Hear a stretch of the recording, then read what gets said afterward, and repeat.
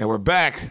We are back, baby. What up, Beaners? Beaners. What's up, Hassan? Also, Hey. Hey. You're here still. yeah. Hey, I know I'm still here. Trust me. You're the one that's lucky to be here. But we'll get into that later. Yeah. Guys, thanks again for listening. Phoenix. New people from Phoenix listening. Hey, Phoenix listeners. We got people from Phoenix now. Thanks for coming out to the Shop Weekend. We loved meeting every single one of you. You're all great. And thanks for listening. And rate. And guys, rate and subscribe. And review. Review. We've never asked that before, but do that, please. Yeah, help us out, please. Apparently, we need it and do it. We are slowly on the rise, guys. But we're on the rise, and we're glad that y'all are here for the rise of it. So it's kind of fun. Because of you guys. So it's because of all y'all. Yeah. Bring more beaners aboard, bro. Get the beaners on board, bro. Get the beaners on motherfucking board. And all the people who are here for Derek, King and the Sting listeners. Hey, this is Derek. This is what he looks like. King and the Sting people. I'm the also Beaner fans. If you don't know, any Beaner fans don't know. I'm now doing the voice for King of the Sting. I'm the motherfucking Jamie or Chin or Nick or whatever podcast you listen to. One Fire, you know what I mean? Whatever version of that, I'm that nigga now on for King of the Sting. Thanks, buddy. Yeah. And we're excited. It's very exciting, and we're very, so all the King of the Sting listeners that we have, thank you so much. Beaner fans, go listen to that, obviously. What the fuck are you doing? You know what I mean? Not listening to that. It's Theo Vaughn and fucking Brendan. What are you doing? Yeah. Babadooski. Yeah, so for all you new listeners, we reviewed last week's episode before we get into this one. And I watched Crush Groove in between last week's and this week's episode. Yeah, that was last week's episode. Crush Groovin', body moving, Crush Groovin'.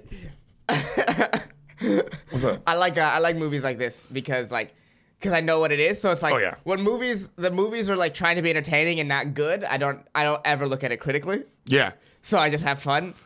You know, this was an hour and 20 of what you want a good time? Yeah, you just want to. It's a musical. It's a musical, and this is what's so cool about it. It's like, imagine a musical about famous people, but they got all the famous people in it. Right. That's what makes, because this movie, without you take all these famous people and they're just regular people, this movie is the worst thing you've ever seen. It's like, why? And no one would watch it. Yeah. The reason you watch it because you're like, nigga, that's LL Cool J. Yeah, and it was good that they got Blair Underwood because they have someone acting. There's one person acting, or else there would have been not, or else. Yeah, because it's like, all right, I get it. You need a straight man. You need someone acting. They needed someone like, okay, we got to get one actor. We got to pay somebody. Jesus Christ. Well, all the other actors that weren't musicians were pretty bad too. Yeah, like you mean like the big buff guy and the girl and then the teacher was terrible. Everyone was so over the top. Yeah. They got one. You could tell they were like, all right, we have the budget for one actor. Well, what'd you spend the rest of the budget on? Run DMC, you idiot. What do you mean? Yeah, at the height of their thing. Yeah, what? That's Curtis Blow. That's the budget. My favorite part is, my favorite character in this is DMC, because his entire thing is like, man, you tripping. That's all he says. The entire movie is just he tells people he's tripping. First he tells Blair Underwood he's tripping. And then he tells Run. He's tripping. Yo, you're tripping. There's only 2 lines in the movie. If the movie would have went a little longer, he would have eventually told Jam Master Jay, yo, you're tripping, You're tripping, man. Everyone is tripping in this movie. DMC got 2 lines and everybody was yo, that was DMC clearly being like, man, do I have to be in this? Oh, do I have to talk? I don't want to talk. I don't want to act. I just want to rap, man. I'll be in this because I get it. I have to be in this. Right. Or else it's weird that Run DMC, I'm not in this. Yeah. Yeah, but I love this movie as far as the hip hop of it. I was last night, was at the Comedy Store doing a spot and in the main room, and luckily I got to go up before one of the GOATs of our time, which I love this lady, Christina P. Okay. Miss Christina Pizitsky. Oh, from your mom's house. From your mom's house, shout out. Podcast plug. Podcast plug. They need it. Guys, go listen. Jesus Christ. They need it, okay? They need it. So I'm in the back of the green room, right before I'm about to go up, and old hip-hop is playing in the main room. Yeah. Oh, before the show? Before the show. Okay. Okay? Because I'm opening. I'm not on the... I'm opening the show. Yes. Right? I know what you know what it is. We're openers. All right? You're here for the journey, motherfucker. Yeah, okay? Yeah, that's true. This is hashtag the journey. That's what we're the process. Right, the process. Hey, so in the back, talking, rap's playing, and then she looks at me, she goes, oh my God, I love all this 80s rap, blah, blah, blah. And I go, yes, oh my God, me too. It's great. Because he was playing some in the cut shit. Like, I don't even know who it was. I just knew the song. You know what I mean? Okay. I don't even remember what it was. And then it's quiet for a second, and then I was like, man, speaking of 80s rap, I just watched a movie. Do you remember the movie Crush Groove? And then she was like, yeah, when I was a fucking kid. What are you talking? What do you know about Crusher? And then we went in this whole conversation, and she was like, "Oh my god, I love that movie." And then we started talking about the Beastie Boys and their cameo in this, and New Edition's cameo in this. And it's crazy that people were like, for that era, for them, it was like, she was like, it was, you know what I mean? It was so nuts. Yeah, it was like they had everybody. Yeah. It was like an ensemble movie. Yes. It's like Love Actually. This is like, it's Love Actually for 80s hip hop. But it was dope to see something like, oh damn, that must have been so crazy for you to have a movie with all these music, like all your favorite. If you're because she was a fan of like all those rap, Curtis Blow, all the, you know, Run DMC, Beastie Boys, you know what I mean? So it's like, what? They're all in one movie, you know what I mean? Fat Boys, like all that stuff. So that's crazy. That's crazy. But anyway, I thought that was so cool. Like, and it was crazy to hear from someone's perspective from that time. From that time, like, oh, how big it was. You know, it is funny because I kept on thinking in the entire movie. I got reminded of, you know, there's another great comic, Kyle Dunnigan. Yes. And he has this joke about how like you listen to 40s music. Yes. And it's like it's crazy how that was the hits of the time. You know, like, man, this shit is fucking dope, and it's just some like hokey 40s song, you know? And like it's so funny because it's like I'm not into like hip hop like that. So it's like you could feel the datedness in the type of rap that they do. Yes. No one really like bounces like that. No. Like, you know what I mean? And so but it's like in like 40, 50 years from now, people will listen to that like, dude, this was hot. You know what I mean? Like people look at Run DMC like there's some 40s band. Like, dude, the fuck? How you know what's funny? I was listening to this because you're absolutely right. You're absolutely right. Yeah. I thought Run DMC. I was like, man, they're kind of the only ones that kind of like still sound okay. Yeah, no, I like that, and that's the way it is. That song still. You know what I mean? Or if I play like, you know, it's tricky to rock around to rock around to rock. You know what I mean? Like I feel like I do agree that eventually it will, because that's just what time. Eventually Drake will get played out, bro. But I feel like everyone else they're already done. Run DMC, I was like. When they were like the you know, and it's like I was like, nigga, if that song came out right now, I would be like, this is cool. It's like a throwback type vibe. Yeah, exactly. It would be like you know that fat lady that we like. What's her name?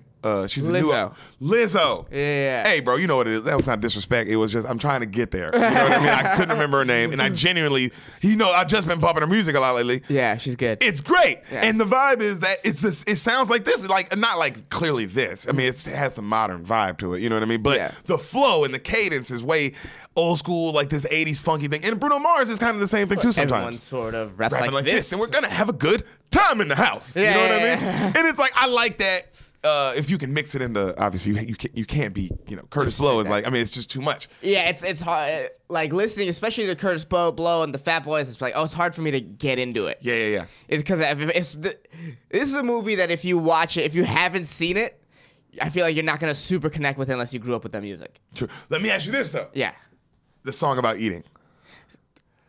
Oh, you kitty. You kitty. That song goes hard. Okay. I agree with everything you're saying, but man, right when you said that, I was like, man, that one song about eating food though, nigga. But that's because no one has songs like that in general. No one. I think that's just it's so funny, and it was like, oh, this is crazy. It's kind of real. Yeah. and really, what's great about the song was kind of the hook. I think because if you were just, because I don't remember anything they were actually saying. Dude. Yeah. Give me some more fruit peas. Yeah.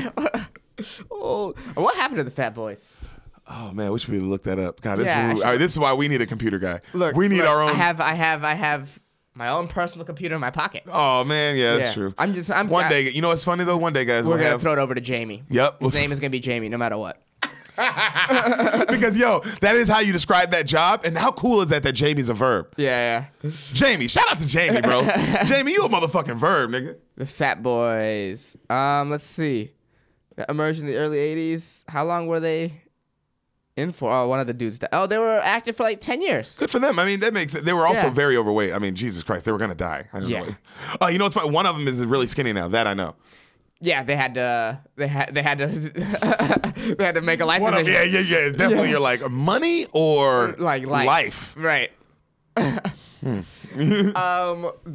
goons were so funny. Oh, how funny were the goons? In that song, they Tender Love. That's them, bro. Tender Love. That's them? Yeah. Oh, jeez. How hilarious is that? That is them, dude. Amazing. With that scene where he's licking her back. Oh, come on. Yeah. What is going down? Jesus Christ. What do you think of Sheila E?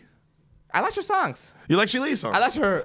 Rock. Holly rock. Everybody wanna rock. She had a good energy. Love Bazaar. I like the Love Bazaar song too. I like that song too. Yeah, she had a good energy. I It was like very it. much like Prince. Clearly, she was doing Prince. I mean, yeah, like a female. That was the. I feel like if people are trying to like make their brand, that was the brand that she was going for. I felt. Hey, I get it. Yeah. It was a huge Prince, and also Prince was such a big brand that you're like, oh, this is a lane. Yeah, this is like I could just occupy it. There's no female Prince. Is there any female Prince? No, I mean, Who's yeah. the closest. Who's the She closest Lee, as far as I fucking know. Would you? Because I don't know music that well. Would you say like a Madonna would be like a female Prince? Probably. Yeah. I don't know, because Prince could rock the fuck out of a guitar, man. Oh, You know what I mean? he could Prince play could an rock the instrument. like and like compose music. That's so different. Yeah. No offense to Madonna, but I mean, I don't know if she could. Maybe she can compose music too. I don't know. I have no. She might be I able to play feel like you piano. would have seen her with a guitar. Well, I mean, she might be able to play piano or some shit. that's You know a what I'm good saying? Like, I don't know. And I would definitely believe at this point, Madonna can probably play piano, even if she's not great at it. Just from being around music that long, and you're around pianos 24/7, and you know the way flow sounds, goes, and flows. yeah, you know the way you want. You know the note you're looking for. Yeah. You know, because my brother can't play the piano, but he can like play some songs if you watch someone else do it. Yeah, but- Some people can just because he can hear it and be like, oh, okay. Your brother's also picked up sign language really quickly. So your brother's good at languages and shit. Oh, music's a language. My brother Yeah. can't do sign. My brother can just do sign language. Yeah, I'm terrible at language, and I've like so when I tried to do band, I had to do percussion because I just couldn't understand music. And you can't speak two languages. No, even though my parents talked to me in a different. Can your language. sister speak two languages? No, my sister's pretty whitewashed as well. I don't think we're a language gifted family. If if I had to guess, Your parents can speak English. this is out of necessity, but there's still the grammar is pretty. They Pretty talk tough. really good. Yeah, well they make an effort to. Yeah, I thought about to say what, bro? Compared to like When they could. motherfucking Uber drivers. You know what I mean? Like, yeah, if we're really comparing them, here, Yeah. your mom is amazing, and your dad too. Yeah, Dude, yeah. I've been in Ubers with some motherfuckers, man. I know y'all have too. Don't look at me like I'm crazy. Oh man. Uh, So yeah, Crush Groove. what did anything I missed? Anything that you were like, what? Did anything stick out? No, one part that I thought you were just kind of because sometimes you exaggerate. So I was Yes. like, but he really grabbed his dick, dude. The goons really grabbed his dick. Yeah, they grabbed it, and twisted it, and like, and then they threatened to rip his it dick off. I was like, oh wow, at that part he wasn't exaggerating. That was real. I thought it was cool that Rick Rubin slept at the recording studio. I thought exactly. Oh man, I like I said. This is why I want to get a little more into the movie because Yeah. in the beginning we were just doing plugs and shit. Yeah. But I loved how it really showed Rick because Rick Rubin is one of the greatest producers in music people of our time. Right. You know what I mean? And it was cool to see like, oh, that's really him. It's A him, yeah. and B, that's really how this happened. Yeah, it's cool to see him not look like a wizard. No. He looks like a young Human wizard. being. Oh. He looks like he looks like a young wizard. That's true. He kind of looks like Dumbledore. In college years. Yeah. Looks like Dumbledore in wizard school, bro. Like hustling, nigga. Hustling his ass off. Yeah, he was a good part of the movie. Yeah, because it was a subtle nod to like make it like, oh, if you were a hip hop fan, or if you're even a hip hop, because if you're a fan of like music, you know, oh, like that's Rick Rubin, and oh, like this is how he started. Yeah, so with he Def probably Jam with did, Russell Simmons. He probably and, did sleep on a. of course, you Yeah. know, he slept on crates, motherfucking in the studio, getting it in. You're not that good at something if you're not, dude. Yeah, if you don't make it your life. You're not that good at something, bro. I think how many times I've slept in Madhouse. Didn't have to, but bro, you just sleep there because it's just like, why not? I'm already been here so long. Yeah. A lot of times it's just like, oh, I've already been here so long. Might as well just lay down and rest. And that's Crush Groove. Crush Groove, bro. Go watch it. If you want to have a good time, just go enjoy some Crush Groove.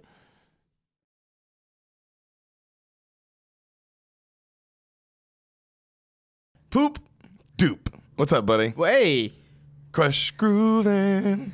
Body moving. Body moving. All right. We want to do that movie again? No, I don't want to do that movie again. We can just do that again. No, we can't.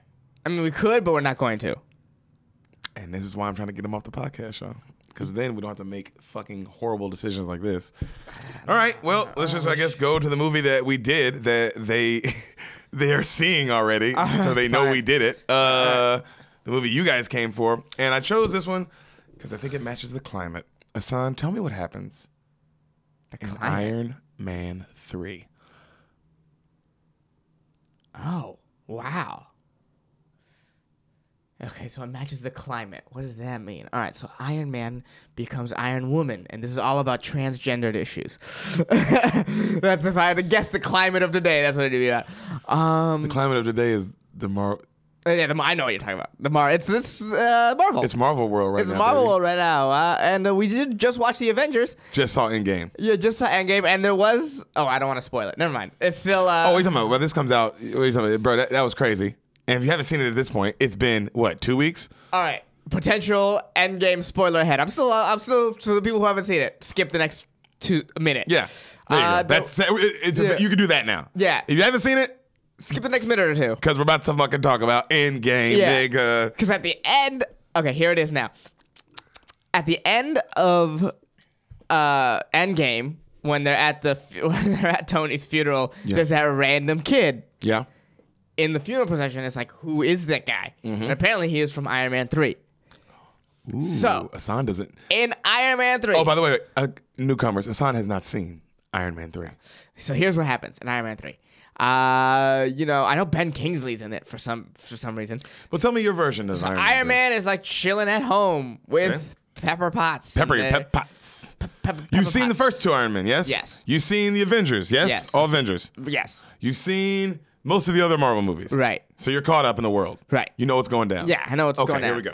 I don't know where this takes place too. So I know this is pre-Spider-Man. So what happens in Iron Man 3? He's chilling at home, and then Mrs. Potts goes out and runs errands or some shit. And always while she's doing that, the house is attacked by Ben Kingsley, who's playing Just wait, okay. Oh, he's playing someone. the supervillain named Ben Kingsley. Oh my God, that's terrifying. Yeah, his superpowers is he's just a really good actor. Yeah, he is. Yeah. Oh, yeah. Yeah. And then, Iron Man barely survives, or he survives. This is how it starts, though. Yeah. Love That's how it starts. We start. Fuck yeah.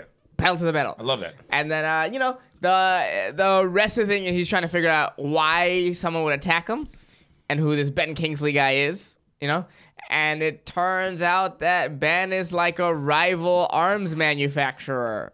This is some shit back in Tony's early days that's come back to bite him.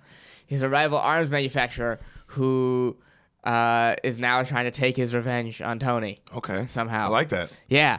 And then, so they're on the run from him. He's like tracking them down. They're on the run from him. That's where Tony's suit breaks down in Tennessee or some shit, and the kid recharges it, and yeah, and then fighting.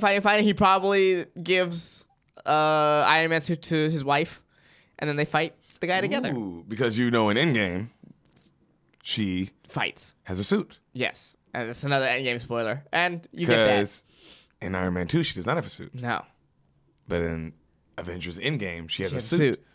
Where does that suit come from? Iron Man 3. Maybe. So that's your version, yes? Yes. You want to hear Iron Man 3? Yeah, let's do it. Oh, you like your version? Yeah, I did like my version. No, I'm sorry. You can live in your version for a second longer. Mine was like a murder. Mine was like a mystery. Yours not was- a murder. Yeah, not a murder. But a mystery. It was Not a mystery. It was more of a rival company thing going on Yeah, there. yeah. know? I wouldn't say, are any of the Marvel movies like straight up mysteries? We're trying to figure it out. Who done it? Or like even like, I guess Captain America 2. The Winter Soldier? Yeah, that's kind of like a who's behind all this. Yeah, I wouldn't even consider that one a mystery though in my head. Yeah. It was so. I mean, they're all dope, but I don't know. Yeah, I don't I even- don't think of like a mystery. It's like Yeah, it's like a more whodunit. Well, that's my guess. Iron Man 3 is a whodunit. the first one. It's the first one. Okay. All right, so what happens? Movie, and I mean, it's awesome that this one. It's like when I hit rent, right? Yeah. I hit rent, and then I hit play because I'm expecting stuff. You know, Right. you expect like some kind of buffer of like some form of a credit or something like that. Right, like New Line Cinemas. Yeah. Nothing. So literally, you hit play. Tony starts talking. Oh, shit. A famous man once said, "We create our own demons." All right, voiceover. You see Iron Man suits getting blown up, like from the past. Okay. Like, you know what I mean? And then you hear him go, "Let's track this from the beginning." And then 90s music kicks in real hard. I'm blue, and then the Marvel, like, you know what I mean? Yeah, like, okay. oh, I love this, right? It gets you Okay. right. Because Sam never seen it either day. She was like, oh, this is awesome. I was like, it's Marvel, dude. Yeah. You know what I mean? So you see the Marvel credits rolling while the I'm Blue songs just, blaring. 1999, Bern, Switzerland. Ooh. Okay. Ooh. They show a young Tony Stark and Jon Favreau. Jon Favreau. He's happy. So Favreau, also it's funny, Favreau, because it's the 90s, he looks exactly like Travolta in Pulp Fiction. It's like, oh, I'm sure people did look, you know what I mean? Like, exactly. So that was funny. So they're at a year 2000 party, like a 1999, New Year's Eve. Yeah, Millennium Party or Millennium whatever. Party. He's with a bad bitch, Tony, and he's entertaining everybody. He's being all Tony Stark, you know what I mean? Just entertaining everybody. And there's a bunch of other beautiful women trying to talk to him. All these doctors are trying to introduce themselves to him, and like he's kind of just, he's just being Tony, where he's kind of just like talking shit to everybody. You know what I mean? But like going through the party. So you hear the voiceover come in and say, the old days. I never thought they'd come back to bite me. Why would they? Someone from his past, at the very least. Yep. You hear a guy go, hey, Tony. And it's a dude name's Aldrich Killian. And it's this nerdy, fucking weird, long-haired guy. He looks really weird. The actor, Guy Pearce. I know Guy Pearce. It's him. Okay. Okay, but he looks like ugly and all weird looking, right? And he's like, Tony, can I talk to you? And he's like, oh, no. And then the guy finds a way to like sneak past Happy to get on the elevator. And then he's on the elevator now with Tony and these bunch of girls. And Tony's trying to ignore him. And he's pitching him this new science. He's like, Tony, I have this really good science. It'd be great. It's called advanced idea mechanics. And you could do this and that. And it'll help with the neurological system and all this stuff. And then Tony's like, yeah. And he's not listening. And then the guy, and then he looks at, like, Tony gets on the elevator. He says, I'll tell you what, man. Meet me at the rooftop. 5 minutes. I want to hear all about this. We'll talk more about this. Okay, I like this idea. You got something going. And the guy's like, really? He's like, yeah. And then he walks off, right? You know, this reminds me of what? The scene in Batman Forever when the Riddler's first introducing his idea to Bruce Wayne. It's exactly like that. Yeah, it's exactly way better acting, but way better like just everything around. Everything around it's way better. Yeah. But the scene exactly the same. Okay. Like the plot. Yeah. Oh my god. That's exactly what it reminded me of. You know what I mean? So he tells him to go upstairs. And then, except Bruce Wayne wasn't being a dick. Tony's being a dick. Tony's being a dick? Tony's Okay. being a Tony. Okay, yeah. Well, yeah. He's being Tony. You know what I mean? And then, so he goes back to the girl. So the guy goes upstairs and he goes back to the hotel with that girl that he was with, right? Mm-hmm. And then she's showing him some kind of science that's going to eventually help with the brain and all this stuff, right? Blah, blah, blah. While this is happening, Happy's touching this plant. He's rubbing on this plant. And she says, hey, don't touch that. And he goes, what? She's like, don't, she says, she doesn't like it when she's touched like that. He's like, and then she turns away, and then Tony's like, don't touch it, Happy. And then they both turn, and then he's like that really hard, right? And then they all walk into another room, and then they zooms in on the plant, and the plant starts burning like bright red. You know what I mean? Like crazy, like looking. You know what I mean? So cool that you don't know what's about to happen. You're like, oh wow, you have no idea what this movie's about. It's like, plant-based Marvel. You love Marvel stuff. It's a plant-based Marvel villain? You don't know you have no idea who Ben Kingsley is. So No. Back in the room. Is Ben Kingsley a plant? He's such a good actor too. Yeah, he's totally one of the few plant. actors who can play him and Gary Oldman. A couple guys can pull off being a fucking plant. I'm like, that was amazing. Yeah, what a good plant. So the door. So back in the room, Tony and the girl, they're flirting, right? Mm-hmm. And the door, they hear the door close, and they're like, what's that? And then all of a sudden they hear, gigantic explosion. Right? Yeah. They both don't panic and they kind of look at each other like, right? And then the girl goes, it's a glitch. It's a glitch in my work. I got to figure this out, blah, blah, blah.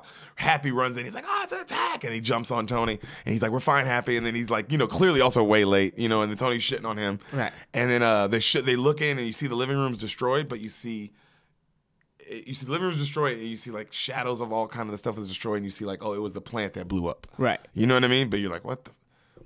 Oh, the plant blow up. And then she said also it's a glitch in her work. Oh, that's weird, yeah. You know what I mean? So it's like, what's going on there, right? So you hear the voiceover come back in. Why am I telling you all this? Because I created demons and I didn't know it. But these days, I'm a changed man. Present day, Malibu, California. Okay? I'm different now. I'm working on myself. And then it shows to him, and it's present day Tony, right? And they're zoom in, and we're in the cool lab in the $1 million mansion. You know what I mean? The big everything. The Stark House. Stark House, baby. And he's got this injector thing, right? And he's fucking he's injecting all this shit in his arm, like a bunch of things. You're like, what the fuck? You know what I mean? And then and he's talking to and then he starts talking to Jarvis, and he starts talking to the little robot hand, and the little robot hand has a dunce hat on. He's like, "Yep, you're a dummy. Why are you a dummy?" And then he like the robot like says how he messed up, and he's like, "That's right, you did do that." And he's just real Tony like being funny. And then Jarvis tells him, "Sir, you've been awake 45 straight hours." And he's like, "Oh, don't worry about that, Jarvis. You're worried about the wrong things, blah, blah, blah." He's like, "It's my lab. This is what we do." And then he's like, "We're just creating stuff." And he goes, "Jarvis," and he stands on his platform. He's like, "Drop the needle." And then his needle drops, and then music starts playing, like, boom. And then he starts, like, dancing to himself, on his platform. And then it's Christmas music, right? And then he calls, like, he looks at the things that he put in his wrist, and then he looks at his suit over there, and he goes, right? And then the suit comes to him like, like the hand part. Ooh. You know what I mean? Yeah. Because, he's always doing some dope shit every movie, right? Ooh. Right? So it comes to him, right? And he's like, like that, He's looking at it. And he's still dancing to himself. And then he calls for another body part. And then the leg comes. You know what I mean? And then, like, he tries to start calling for more. And then, of course, it starts malfunctioning. Right. You know what I mean? Like it starts like coming way too hard and like almost hitting him like crazy. You know what I mean? And then he's dodging them, and then he finally like gets them all together, and then he does like this dope ass backflip and catches the face part, puts it on and lands, and then he's like, "I'm the best." And then right then the suit just goes, crumbles in, and like it's not, it's like not real. and then he goes, "Prototype is not ready, sir." Jarvis, right? And he's like, and then he goes to himself. He's like, "I need sleep." And then the voiceover comes in, and he goes, "But how am I supposed to sleep? I went upstairs and I turned on the TV, and that's when it happened." And then it cuts to the TV, right? You see terrorist attacks all over. Jeez. Terrorist attacks. And then they show Ben Kingsley. And he looks like a plant. A plant, nigga. Yeah. He looks like a fucking ficus. Yeah. Yeah, I actually heard he's half ficus, half Indian. He is half ficus. Yeah. Is he Indian? That's why, he's half Indian. Yeah. That's why he got Gandhi. That's why I got Gandhi. That makes sense. So they show him, right, and he kind of has a Osama bin Laden look on. Okay. Real scary. Okay. Extremely intense. And then his voice is so scary in this, bro. God, he's such a good actor. His voice was like, "Call me a terrorist," but he's like not in your accent, in like this weird like monotone accent. You know what I mean? Yeah. Like, "Call me a terrorist. I say I am the less successful sequel to Call Me by Your Name. Yeah. Call me some call me a terrorist. I say I am a teacher." Ooh. And he's staring into the camera, not breaking. That's a scary terrorist. Bro, type that has a he's manifest. Yeah. Yeah, right? And he's not breaking, he's looking at the camera, and he starts bragging. He's London, Manchester. And he starts bragging about all the different like terrorist attacks that he did, Mm-hmm. And then he starts talking shit to the president, and he goes, "You know who I am. You don't know where I am, and you'll never see me coming," right? And then the video goes off. And then you hear, like, everybody's like, all the press and everybody's like, "Oh my God, we got to find the Mandarin. We got to find the Mandarin." And then they show all these terrorist attacks that are happening all over the world that he's doing. Right. Okay? So, President calls our boy General Rhodes, Don Cheadle, all right? The war machine. And they're doing a big press conference, and they're now changing his name from War Machine to the Iron Patriot. And his suit is now painted like Captain America. Okay. Okay? And then everybody they show like all the late night people talking shit about it. Like they show like Joan Rivers and like all these people like shitting on like, the Iron Patriot, like how stupid it looks, how it's a rip off Captain America, and it's a bad name and all this stupid shit, right? Right. Bad branding. Even in the superhero world, branding's important. And then Tony Stark hates it. He's shitting on it, right? And so him and Rhodes are at dinner at Buffalo Wild Wings. Just like at a regular, like kind of like Buffalo Wild Wings, right? Okay. And they're just sitting there, him and Rhodes, right? And then they're talking, they're shitting on the thing, and then he asks Rhodes about the Mandarin. And then he's like, "I don't want to, say." And he's like, "Well, there's been like 9 attacks, right? And he goes, "Why do you guys have nothing on this guy?" And he goes, "We can't ID the bombs." It's like, "There's no bomb. We cannot find the bombs." And then Cheadle asks him about, it's like, "Man, you look wow, that's crazy. Over-obsessing. What's up?" If you can't find the bombs, you can't find anything about the guy. You don't know like where they're bombed. Oh, dude, he's scary, bro. The Mandarin is scary, bro. That's scary to get rid of the detonation device somehow. So he goes, he asks him like, "When's the last time you slept?" And then he's like, "Oh, don't worry about that." And then he starts kind of giving him shit about that. And then right then some kids come up and they ask for an autograph, right? Like they're asking for an autograph. And he's like, "Oh, okay." And then he goes, "Yo, man, as he's signing this autograph, he's telling him, he's like, yo, I want to help you stop the Mandarin. And he goes, and Rhodes tells him, I can't have you help. And he's like, why? He's like, because, man, you're different now. You're a superhero. He's like, this isn't superhero shit. This is just America stuff. You know what I mean? He's like, it'd be crossing the line. He's like, I don't feel comfortable. You know what I mean? Because it's just terrorist attack. It's not superhero stuff. Yeah, I mean, this is post Avengers movie. Yeah. Oh, okay. Yeah. This is Iron Man 3. Yeah, there's some weird politics. There's some good politics happening in. And I love the politics in the Marvel universe because they don't because they set it up because before that there's no politics. The moment Avengers happens, because you in that world you'd have to have like, okay, well now there's like other all right, we have to separate this kind of shit. Well, then Avengers 2, it was kind of like they were at fault. It was them, so they really had to get some politics, and then of course Captain America: Civil War is where it all came to a head. Politics. Yeah. Which is God, it's so good. And then that goes all the way into Endgame. God, we're gonna spoil it again. Where Tony's going off on him about how he wanted to put a motherfucking shield around the world in the fucking Avengers 2 in the first place. Yeah. They're like, no, freedom. Well, now look what that got us. Yeah, Thanos. Fucking idiots. So he while he's telling him, hey, this, you can't do that, blah blah blah. This little kid who asked for the autograph grabs Tony and he goes, "How did you get out the wormhole?" And Tony looks at him and then he starts having a panic attack and then he runs out the restaurant. Okay. All right. And then when he runs out the restaurant, it's really cool. So there's they show all these motorcycles lined up and then his suit next to the motorcycles, like, you know what I mean? And he just jumps in it and then he goes, Jarvis, check my vitals. What's wrong with you? And then he goes, am I having a heart attack? Heart attack? Is it a stroke? And then Jarvis is like, you're just having anxiety attacks, sir. He's like, and he can't breathe, right? And then he gets out. He's like, I gotta leave. And he gets out because everybody's staring at him because you just see Iron Man just having a panic attack. Ooh, that's a scary thing. Everyone around him was like, it's a great shot because everyone's like, and then he flies off, right? It is scary. That would be scary to see Thor having a panic attack. Like, oh man, we might be fucked. If Thor's having a panic attack, we might be fucked. Yeah, it's like a panic attack, bro. Or maybe Thor's just like anxious. Yeah, you'd be like, oh man, he just had to share an elevator with a stranger, so he's dealing with that right now. Oh my God, that's so funny.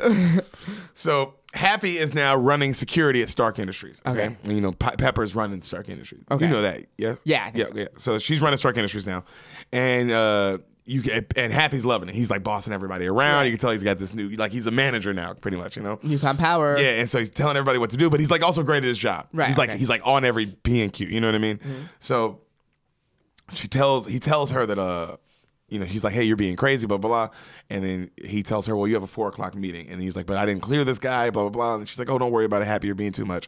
She goes in the room. It's the nerdy guy from the beginning of the movie. Oh, okay. Guy Pearce, but he is now Guy Pearce. He doesn't look weird and nerdy and he looks like Guy Pearce. Now he looks like fucking Guy Pearce. Yeah, and he's dressed sharp. Yeah, blonde hair. You know what I mean? Shredded. Yeah. Yeah. Oh yeah. The hair slicked back. You know what I mean? Looks great. And then she's like all over, stumbles over herself, like, oh, hi, oh my God. Yeah. And then they remember each other from old times. She's like, oh, I haven't seen you, Aldrich, in forever. It's good to see you, Killian. And she's like, oh, he's like, good to see you too, Pepper. Blah blah blah. He's being real nice. Right. And then Happy's staring through the glass, like clearly like he doesn't trust him. You know what I mean? And Happy's looking at the guy he came with, and he really doesn't trust him because the guy he came with kind of sitting like with his legs up on the thing and just no respect. No respect. He's just kind of like, I don't like this guy. So inside, the dude is pitching her the new science, and it's called Extremis. And then he puts this little dot on the back of his ear, and then he throws these 3 marbles down on the ground, right? And then the marbles shoot up a projection. And then she's like, what am I looking at? And he's like, that's my brain. And then she's like, what? He's like, yeah, it's a live feed of my brain. He's like, this is live. He's like, yeah. And she's like, pinch my arm. And she's like, he's like, pinch my arm. And then she pinches it, and then you see his brain flare up. Yeah, and then she's like, yeah, what the fuck? And it does look really cool, Yeah. And then, what can you do with that? Right? And then he shows her, he's like, well, let's go deeper look. And then he's zooms in even more on his brain. And then he shows her how DNA in our mind can be upgraded and blah, blah, blah. And this could help people, with healing and all this kind of stuff. Yeah. You know what I mean? All kind of health benefits. And then right then Stark calls Happy, Tony. And he's asking for all the details on what's going on with Pepper Potts. He's just bored at the house and he's still tinkering with stuff, right? Right. And she's telling him how he's happy. He's like going off about how he's like, oh, you should be here, blah, blah, blah. She's having a meeting with this guy and I didn't clear it and I don't trust this and blah, blah. And, you know, and then he tells him who the guy is. And then he's like, oh, who is this guy? And he's like, you met him once before. And then he's like, remember in Switzerland? And like happy remembers. And he tells him, he's like, you didn't want to see him and you just kind of blew him off. And he was like, oh, yeah. Like you see Tony kind of remember. Right. And then Tony pulls up all this stuff and like looks at what he's been up to. You know what I mean? And then as he's doing that, Happy's like, oh, man, I miss you, man. You know, I wish you weren't out with fucking superheroes all the time doing superhero stuff. We need you here. And he's like, I don't trust these dudes, right? So Potts is back talking to the guy, and she's like, oh, my God, all this stuff is great. It's awesome. But it could be weaponized to make soldiers, and I don't feel comfortable doing that, right? And she's like, I don't feel comfortable doing that. And then Tony, that definitely doesn't sit right with. And then he goes, well, Tony, you know, has a major ego, blah, blah, blah, and he said no to me before. I'm just trying to help people, you know, things like that. And then she's like, all that said, I'm going to say no. And then he gets up and he's like, okay. And then he says like another little like shitty remark about Tony. And then he goes, but don't worry. I'm sure I'll see you again, Pepper. And he walks out. Kill him. Kill him. I know that's why I said that line. I was waiting because I knew you were going to go off. You got to kill him. If someone says it to you, you got to kill him. If you're new to the, you want to tell your theory on if someone's like, I'll see you again later, you got to kill him because they're going to try to kill you. Every movie. Every time. Like literally? Every time. Every fucking time. Every time. Also, Guy Pearce is an interesting character, like as a person. Why? Because he's always a bad guy? No, always a bad guy. Oh, you haven't seen a couple movies. There's a couple movies on the reverse list that you haven't seen. Oh. Yeah, but he's also, what's it called? He also doesn't appear in a lot, but when he appears in a movie, it's like a big movie. Yeah. And he gets a major role. Yeah. Yeah, Memento, stuff like that. Yeah. Yeah, it's like stuff like that. It's really, really interesting. I really liked him in Lawless. He's really great in that. Never saw that. It was really good. Which one's Lawless? That's what him, Tom Hardy, Shia LaBeouf. Oh, okay, Dude from Planet of the Apes. The later monkey? ones. The monkey. No, the main guy in the last one. The last two, not the last two. I haven't seen the last two. You only saw the one with James Franco? The first one. Yeah. Oh, you haven't seen the last two Planet of the Apes? No, I just see the one with James Franco. Baby, I love those. Fuck you. Anyway, he says that to her. Mm-hmm. Happy, she gets all nervous, and then Happy, as they drive off, gets their license plate. Okay. So she pulls up to Tony's big house, and there's a gigantic bunny in the driveway.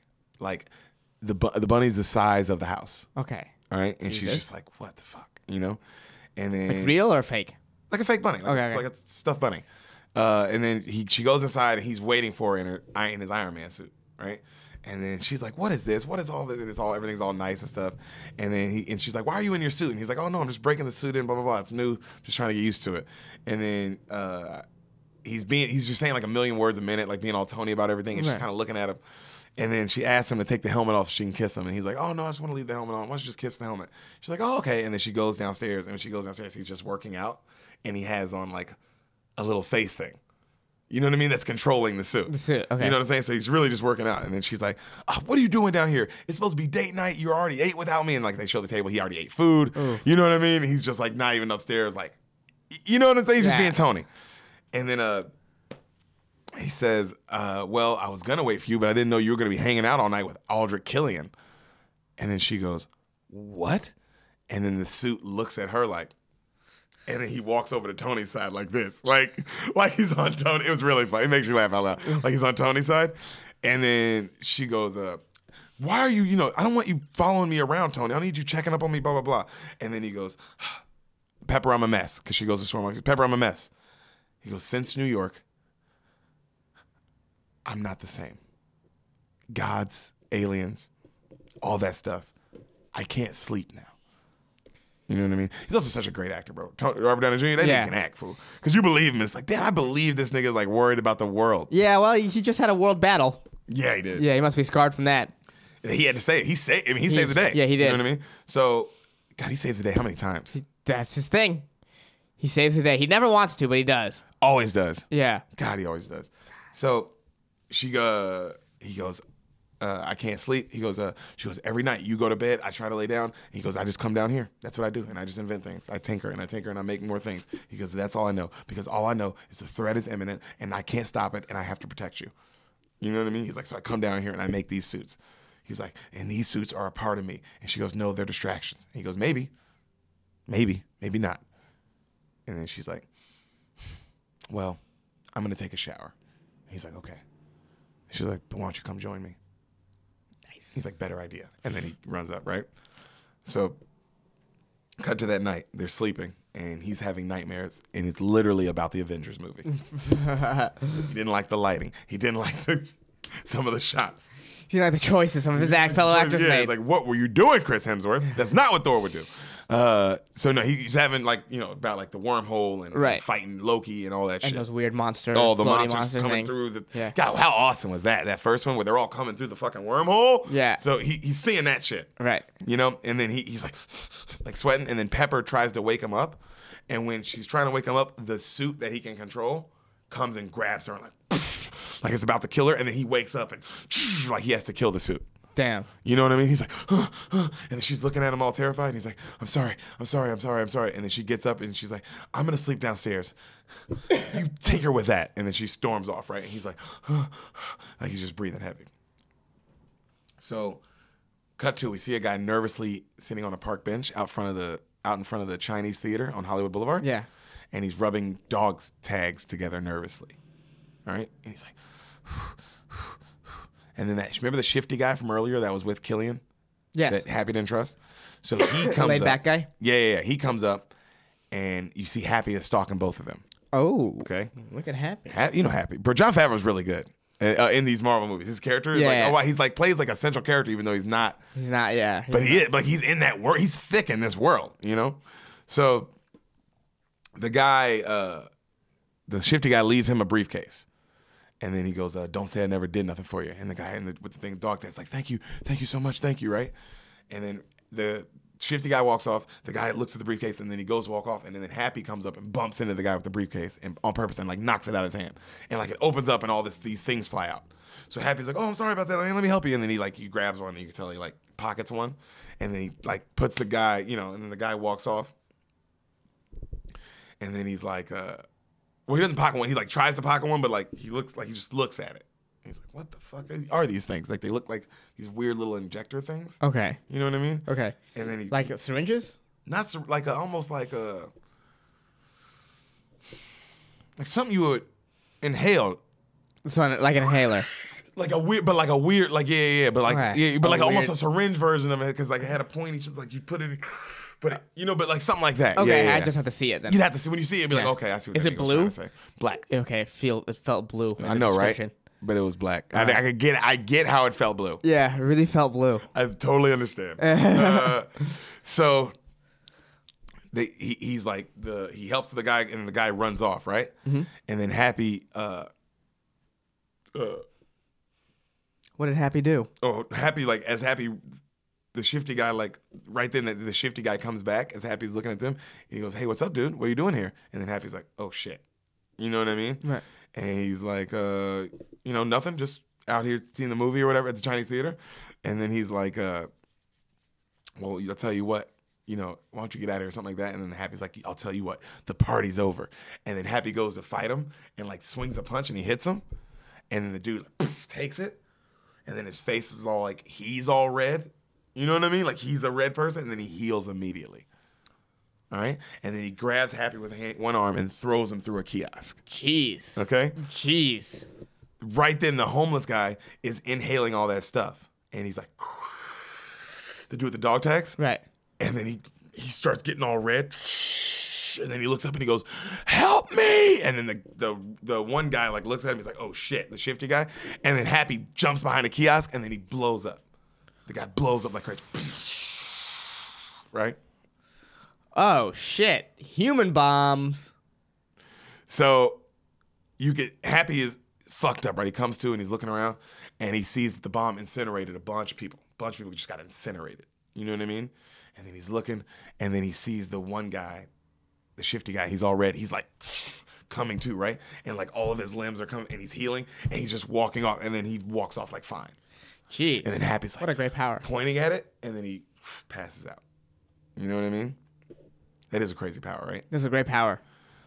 So after all that, Makes you a great fighter because you're not afraid of shit. you're not afraid of shit. No. It goes blank, it's quiet, and then you hear, true story about fortune cookies. They look Chinese, but they are actually an American invention.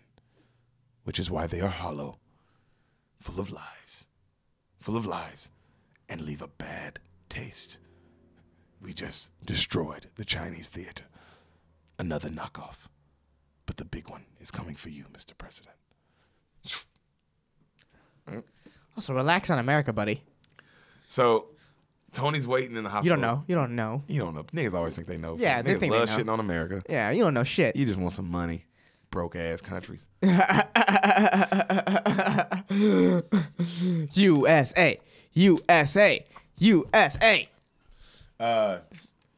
Tony waits. The only country that's perfect and has no problems ever. Ever, dude. Not Ever. one. Name one. Name one problem America has. Right, didn't think so. Fuck I thought. Shut the fuck up. Yeah, Iceland or whoever's talking shit in this movie. So, Tony's watching Happy. Happy's all fucked up. He's in a coma. Right. He walks out the hospital and he just gets bombarded with press everywhere. And then one guy, everyone's like, Tony, what are you going to do? Tony, what are you going to do? And then somebody goes, Mr. Stark, when is someone going to just kill this guy? And he stops and he turns to the guy and he goes, takes off his glasses. He's like, here's a holiday greeting for the Mandarin. My name's Tony Stark. I'm not afraid of you. All right? He's like, and I just decided you died today. I decided that. And he's like, no Pentagon, no government. Here's my address. And then he gives him his address. Oh, what a crazy person. And then he goes, I leave the door unlocked. And then he destroys the dude's phone. And the guy's looking at him. He's like, bill me. And then he drives off. All right? So Jarvis is now giving Tony everything he has on the Mandarin. All right? Like every single thing. And then he's going through and he's looking at all this stuff. Tony's like, and he's piecing it all together. And he's like, lots of pageantry with this guy. Lots of pageantry. Lots of showmanship. You know what I mean? Very showy. What's he up to? You know? And then they go, you know, no bombs, parts found in any crime scene, all bodies incinerated. You know, and he's like, talk to me, Happy. And then he's looking at Happy's body. And he's like, talk to me. And then he looks at Happy's finger and what Happy's pointing at. And then he follows it to the, like, he has this, like, all the crime scene, like, Photos. hologrammed. Yeah. No, it's like hologrammed. Oh, okay. So he's going through the actual crime scene. Oh, you know what I mean? jeez. It's like a And- forensic Yeah, and he's investigator. like looking through it. And then Happy was pointing at, and then he finds dog tags. And he's like, huh. And then he looks up who the guy is. Jarvis is like, oh, he finds out he's a military guy. Jarvis counteracts that point with like another military guy that's happened to recently. You know what I mean? Putting shit together. Ooh. You said that earlier. Tennessee, I did say that earlier. In Tennessee. I didn't know if you said that on purpose or you knew. No, when you remember we looked it up. We looked up who that kid is. He's a kid he met in Tennessee. Oh yeah. He's a kid he met in Tennessee. Yeah. So that's where the other soldier. This happened. Okay. God, Marvel movies are great. That everything is. You know what I mean? No broken bullshit. The storyline is airtight, dude. Yeah, good storyline. They do not mess with the storylines. They don't fuck with this shit. It's crazy how they had a continuous storyline for 25 plus movies. And it's airtight. Yeah, pretty much. I can't think of like one big plot hole. I mean, I'm sure if we went through it, but I'm saying like Yeah. the majority of it is it's crazy to keep a 12-year storyline going. It didn't break down. and it didn't break down. It never broke down. It didn't Especially break with down. and you're adding new people and taking out people at the same There time. were definitely some weird points where Stark and not Stark when Hulk and Scarlett Johansson had that thing going in the second. They had a season. little thing going Second in the Avengers second season. Yo, that was the second season. That Yo, was the second at season. that point in the Avengers, Yeah. what was going on in Marvel, that was the second season. Yeah, that was the second season of Marvel. You mark the seasons by Avengers movies. Yeah. That's how they handle. That's Yeah. how they go. Other than this last one, because it came too close to the To that one. Yeah. Well, it was supposed to. It was originally Infinity War was originally supposed to be two movies part of it. anyway. And it was just like they can't. This is too good. Yeah. Well, this what still was. Yeah, I mean, it was even better. It should have been split up. Yeah. You know what I mean? Yeah. Well, otherwise, it would have been 5 hours of storyline. Yeah, and which was, everybody would still sat there like this. So Theo, Jarvis. Jarvis. Does Jarvis have a mullet? Is that why you That's Theo? what I'm thinking of. Yeah, that's so good. Yeah. And so he's looking up the other military guy. He gets a ring at the doorbell, and he goes, Jarvis. He goes, how is somebody ringing the doorbell? I threatened a terrorist. Mm-hmm. You know what I mean? Like, why has someone been able to just ring our doorbell like this? Right. And then he goes to see who it is. It's the girl from the beginning of the movie. The kid. No, the girl. Oh. With the plant. The plant girl. So Tony, fully suited up, goes, answers the door, and he's like, are you the Mandarin? And then she's like, what? He's like, are you the Mandarin? And she laughs. She's like, wow, you don't even remember me. And then he looks at her, and he's like, oh. Like, it hits him like, oh, I fucked this chick. Yeah. Weird. You're at my house. Yeah. And then she goes, I need to talk to you alone. And he's like, ooh, I can't do all that. I have a girl now. And then she goes, and then right then Pepper goes, Tony. And he goes, and that's her. And then she throws her luggage down, right? Like, and she's like, we're getting out of here. We hear Pepper go, we're leaving, blah, blah, blah. We need to leave right now. And then, and she's like, the other girl's like, I need to talk to you alone right now. And then he grabs her, he goes, hey, you need to tell me right now. Is there a 12-year-old kid out there? She's like, no, I need to talk to you about something else. And he's like, okay, thank God, right? And then she goes, I need your help with I need your help.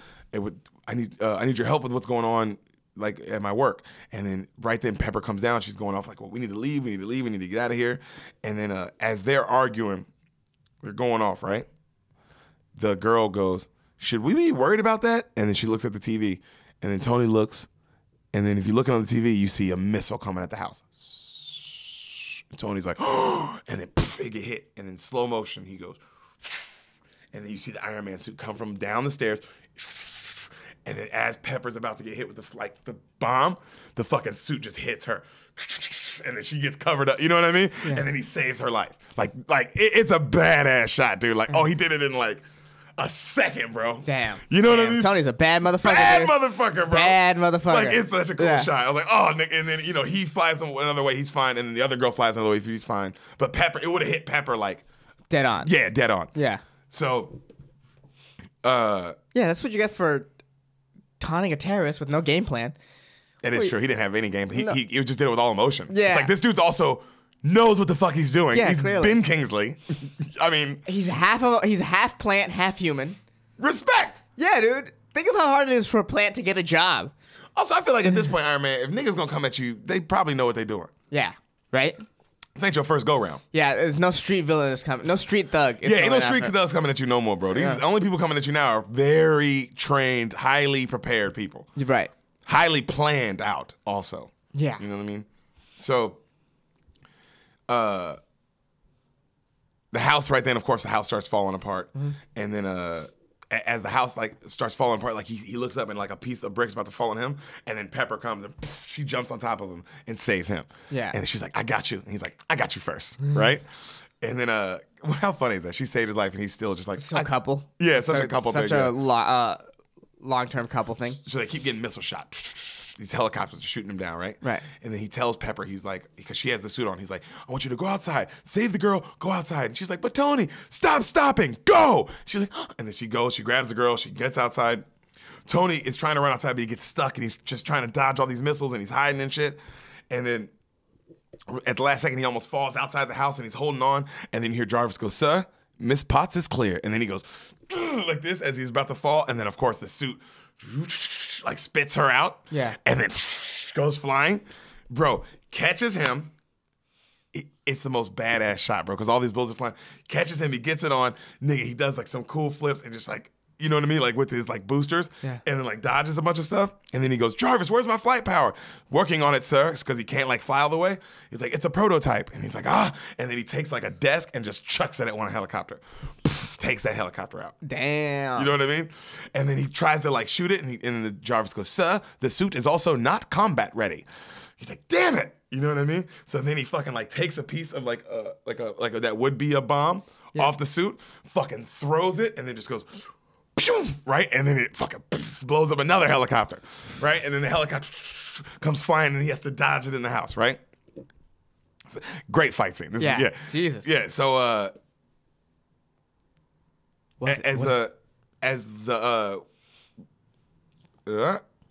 he's like the one chopper like lands in the house, almost killing him. And then the house immediately falls into the ocean. Into the sea. Okay. Right? I saw that in the trailer. That's how I knew that happened. Yeah. House falls in the ocean, and then he gets yanked. Tony gets yanked like by all these wires deep into the ocean. Deep, like crazy deep, right? So he's stuck on all this water, and then Jarvis is like, sir, and then Pepper screaming like, Tony, Tony. And then like up top, the helicopter guy's looking for him. Jarvis goes, sir, I need you to hold your breath. And he goes, oh, and then the arm comes off. Right, the metal arm, and as the water is like slowly coming in, and then it fucking turns and like grabs him and like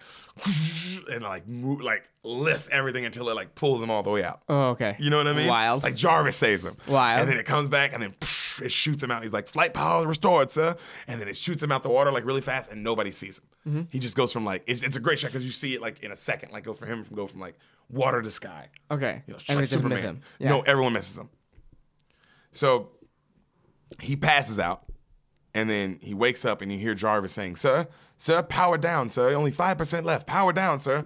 And he's like, what? And then he almost hits a truck and then he lands in the woods. You know what I mean? And he goes, where are we? And then Jarvis goes, he looks up and he's like, it's snowing everywhere. He's like, we're 5 miles outside of Rose Hills, Tennessee, sir. He's like, what? And he's like, I prepared the flight plan. This is the location of the soldier. He's like, what? Jarvis, I got to get back to Malibu, California. What the fuck? We're in Tennessee? You know what I mean? And then right then Jarvis goes, sorry, sir, but I'm losing power. And then he dies down. All right, so now he looks around and he's just stuck in the middle of nowhere in the woods, you know, in the snow. That sucks. Yeah. So he grabs the suit and he starts dragging that bitch, bro. Drags it all the way through the woods, gets to a phone booth, makes a call to Pepper, starts apologizing for everything that's happening, and he says, I can't come home yet. I got to find this guy. I got to figure out what's going on. Yeah. I got to stop this dude. So he finds a garage to put his suit in, and he starts tinkering it and work on it. Right then a kid comes in with a mashed potato gun. And he looks at him, he's like, what are you going to do with that, kid? He's like, who are you, man? Freeze. And he's like, okay, all right, just don't hurt me. And then the kid shoots it, and it misses him. He's like, well, you kind of screwed yourself, huh? You're out of ammo, you know? And he's like, well, what are you working on? He's like, oh, I'm working on, like, and then he says, like, what his chest is, like, all the electromagnetic force or some shit. He's like, oh, what does that do? He's like, oh, it powers my suit. He goes, what suit? And then he steps back and he shows him the Iron Man suit, and the little kid goes, Superman!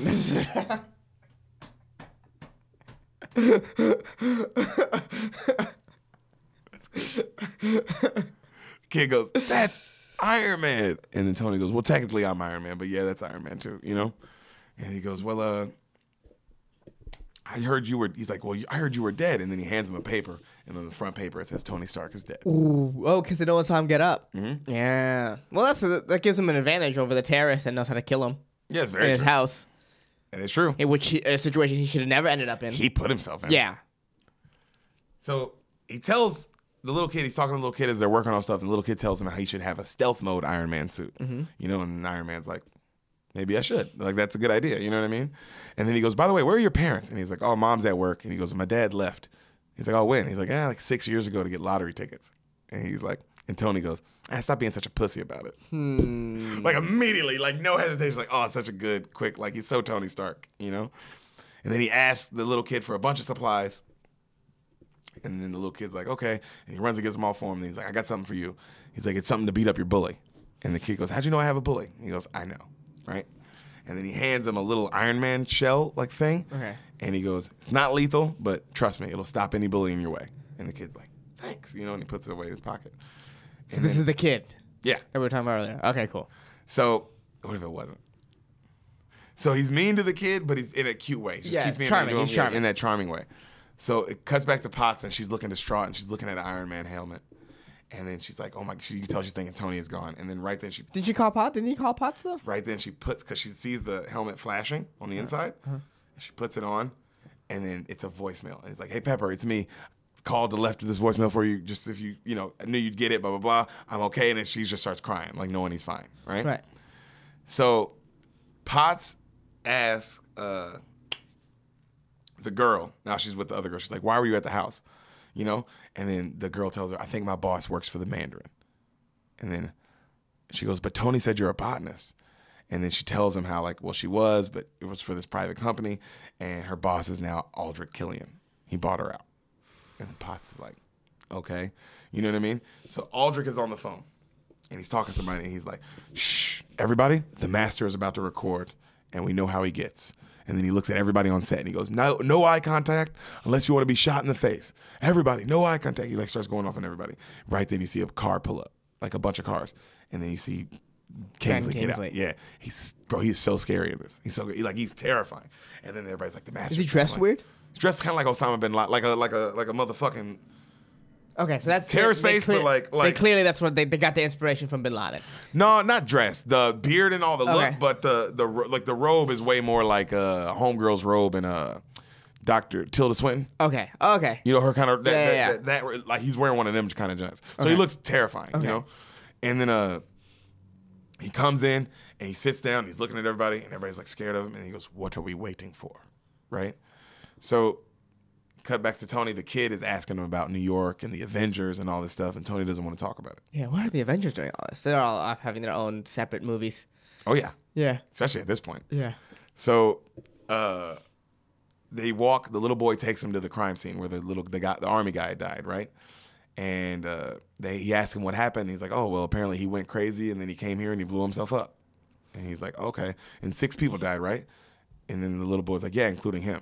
And then he goes, 6 dead. And then he looks around, and there's only 5 shadows that are burned into this building. Right. He's like, "Why are there only 5 shadows?" And the little kid goes, "Oh, well, everybody in the town thinks like that's because the 5 shadows are the 5 people who went to heaven, and he didn't get a shadow because he went to hell."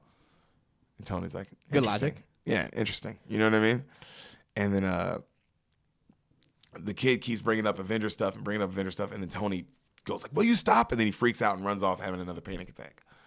And then he falls and he's not able to breathe. And then the little kid comes up and he hits him with a snowball. And then he goes, he gets himself together. He's like, back to business. The dead guy. Where's his mom? Is his mom alive? And the kid's like, yeah. He's like, do you know where she is? He's like, yeah, well, she's where she always is. And then he takes him to this bar, right? Mm-hmm. So he goes in, and on the way into this bar, he bumps into this girl who's got a burn on her face. He looks at her, he notices her. He's like, what the fuck? And then he walks in anyway, right? So he finds the mom inside, and he asks, he's like, hey, miss, can I join you? Blah, blah, blah. And the mom's like, well, where do you want to start? And he goes, well, I want to start with, I'm sorry about your loss and all this stuff. And then she goes, whatever. And then she hands him a file. And he's like, I think you were waiting for someone else, right? And then he goes, were you supposed to meet someone here? And then she goes, yeah. And then she goes, yeah, I was supposed to meet somebody, but whatever. You can tell she's like drunk. And then in the file, you can see it's her son, and then it's the other dude who blew up with the dog tags. And like they knew each other. It's like pictures of them together. Okay. You know? And then he looks at her and he goes, ma'am, I think your son didn't blow himself up. I think he was murdered. And then right then, the burnt woman comes in. Remember the lady that he bumped into? Yeah. And she has a gun on Tony. And she's like, freeze. And he's like, what? And then she grabs him and puts him like in handcuffs and all this stuff. And then everybody's like, what's going on? She's like, Homeland Security. Tony Stark, you're under arrest, blah, blah, blah. And then she's like, whoa. And then right then a sheriff who's having a drink at the bar goes, whoa, whoa, whoa, what's going on here? And then she's like, sir, you need to calm down. He's like, no, I think you need to calm down. I'm the sheriff. I'm the jurisdiction in this town. That's Tony Stark. You know, what's going on here? Blah, blah, blah. And then she looks at him, and then she like turns like bright red and burns the sheriff's face.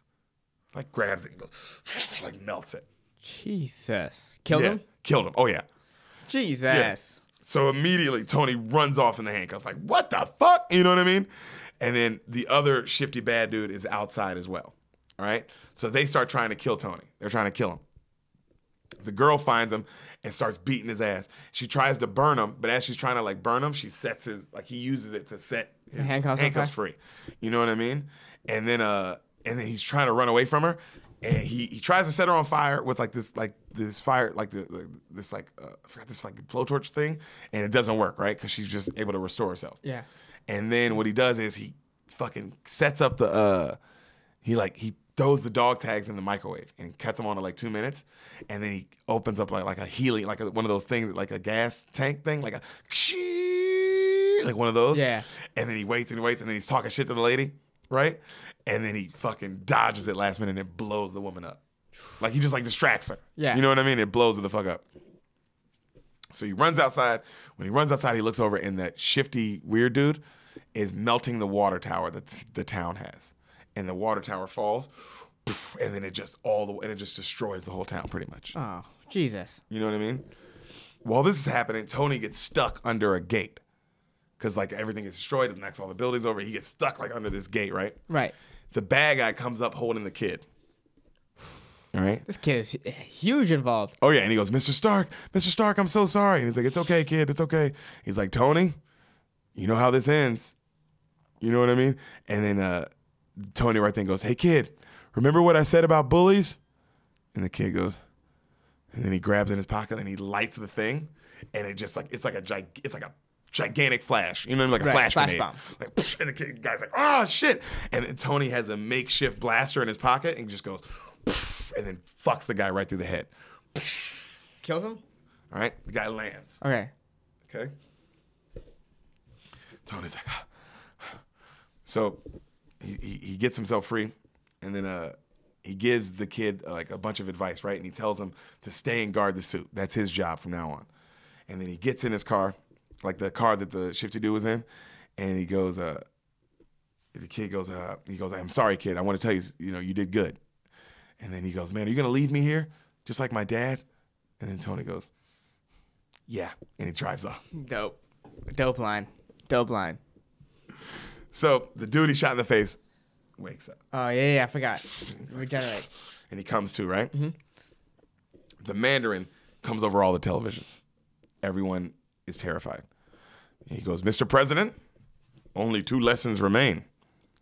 Meet Thomas Richards. And then there's a white dude below the Mandarin. He's like cowering below him. Right. He's like, he's an accountant for the Rocks On Oil Corporation.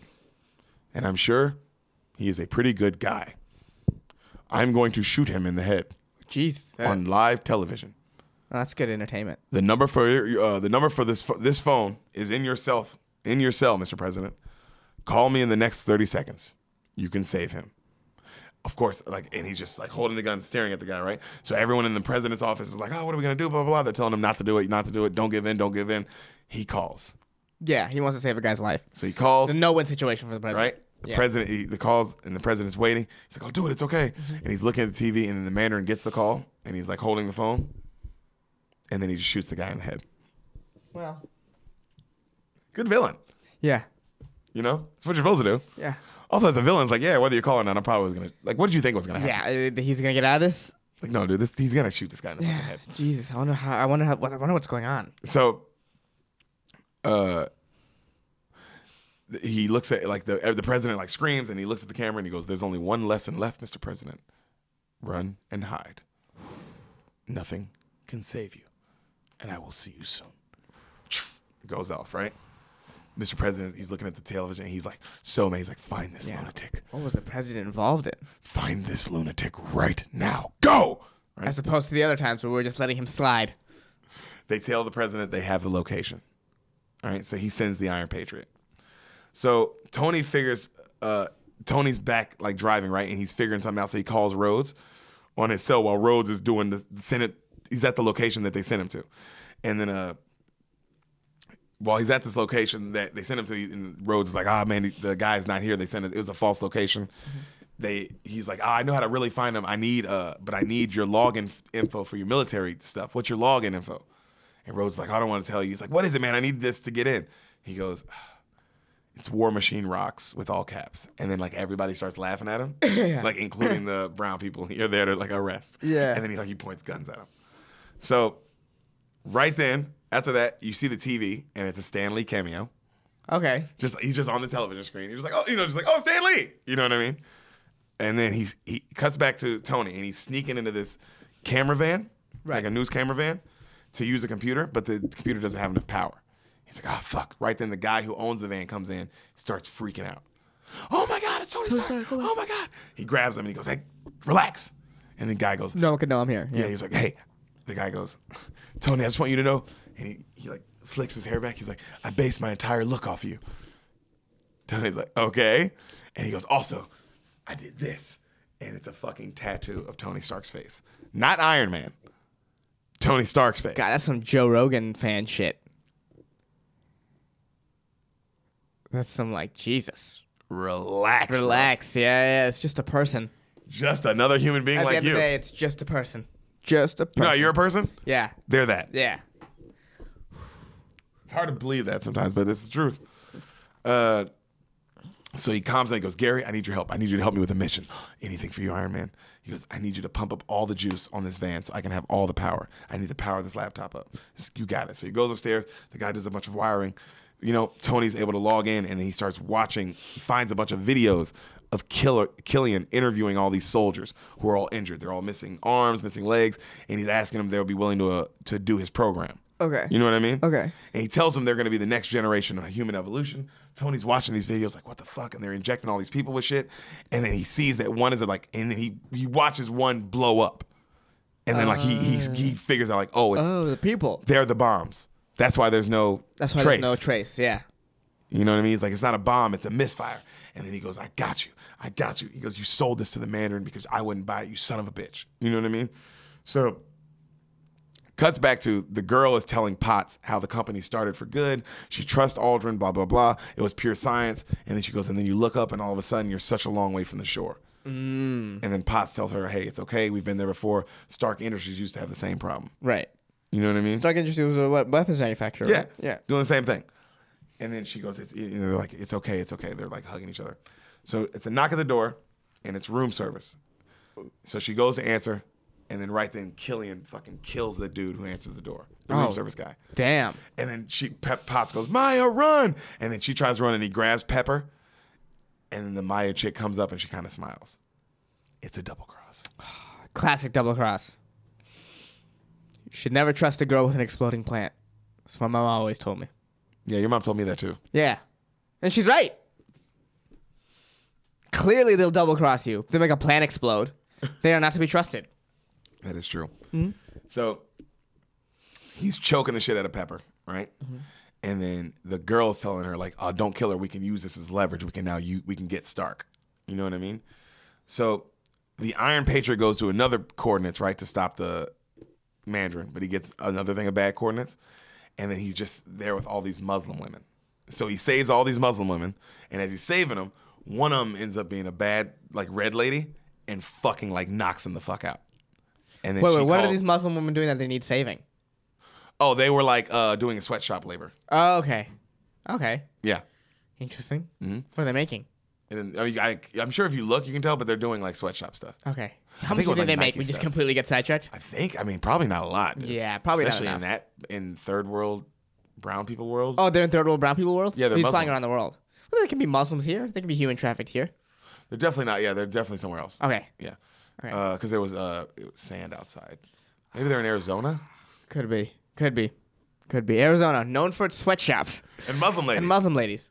We did see a lot of Muslim ladies in Phoenix. We saw a fair amount. We just saw a lot of crazy, beautiful women in Phoenix. Good God. Phoenix, though. Yeah. Congratulations, Phoenix. Oh my god. Oh my god. It's insane. It is insane. Boing. No, what your ding yeah, dong yeah. does? Mine does like a door jam. Or like a pig's tail. No, that's more like a ping. Yeah, yeah. Mine's like a, you know, when you like the things on the doors on the floors. Oh, that's yours. That's mine. Boing. Yeah, yeah. That's how hard your dick is. Yeah, and dogs like playing with it. Fuck is wrong with you? What the fuck is wrong with me? What are you talking about? What the fuck is wrong with me? I'm just out here trying to tell my truth. Out here judging me. So, a woman calls the Aldrin guy and says, "I got the Iron Patriot." Okay. All right. So Tony is talking to the kid now on the phone, and he tells the kid, "Hey, put Jarvis on the phone." And Jarvis tells him, "So I found the location of the Mandarin." And he's like, "Where is he?" "So he's in Miami, Florida." He's like, "What? That can't be accurate." Blah blah blah. Jarvis double checks. He's like, "Sir, he's in Miami, Florida." He's like, "Okay." And then he asks about the suit, and he's like, "The suit is still charging, so it's not ready yet." And then he starts having another panic attack, right? And then the little kid's like, "Why are you panicking? I didn't even mention New York." He's like, "Well, you did now." God damn. And he starts having it worse. And then the little kid goes, "You're a mechanic, right?" He's like, "Yeah." He's like, "Well, why don't you just build something then?" And then he's like, "Yeah." Right? Like it hits him. Yeah. And then he goes to the hardware store and he gets a bunch of random shit. And he starts MacGyvers building. some Yeah, he shit. MacGyvers all this crazy stuff in the hotel room, right? Then he goes to Miami. And then like he sees all the bodyguards like in this place that he's trying to sneak into where the Mandarin's supposed to be. Right. So he sneaks in. And then he starts taking out all these guys using all this cool ass spy equipment that he made. Like he made ornaments out of like bombs and the ornaments and like all this like a nail gun that like shoots all like this injection shit that makes you fall asleep. Like he's got all this cool shit. He's got like a Iron Man glove, but it's like a mitten and it's got like all these wires on it, like zzz, like you know, to electrocute you. You know what I mean? Can it shoot? No. It was just like Okay. like pretty much send you in a cardiac arrest. You know what I'm saying? So it's a taser, a hand taser. Hand taser. So he's going through the house and he's fucking everybody up and it's awesome. Then he gets a gun and he gets into the room and he sees pictures of the Mandarin all over the wall. Right. and he's in like a studio with cameras everywhere. He's like, what the fuck? And then he sees a bed, and there's clearly people in it. And then he pulls the cover back, and it's 2 bad bitches in like lingerie. Nice. Okay? Nice. And he's like, what? And then he's looking at him, and the girls are like looking at him. And then he hears the toilet flush. And he's like, and then he crouches down below the bed, and you see the Mandarin come out. Oh, damn. Ben Kingsley. And he goes, in a British accent, I would not go in there for 20 minutes, I say. And then he's like, woo. And then he goes, all right, ladies, which one? And he's all fucked up. Which one of you is Vanessa? And one of the girls goes, me. There's a guy over here. And he goes, oh, shut up. And then he's trying to like get some money. And he's like, there's a guy right here. And then Tony gets up and he goes, hey. And then the guy goes, and he goes, sir, do you want something? Just take it. But just know everything's fake. None of these guns are real. And then he's like, where? Where's the Mandarin? He goes, oh, well, the Mandarin is here, but he's not here. Ah! And then he starts like laughing. And he's fucked up. Okay? And he's like, he grabs him and he throws him. He's like, sit. He's like, who are you? He's like, oh, my name is Trevor. What are you, a decoy, a double? Oh, absolutely not.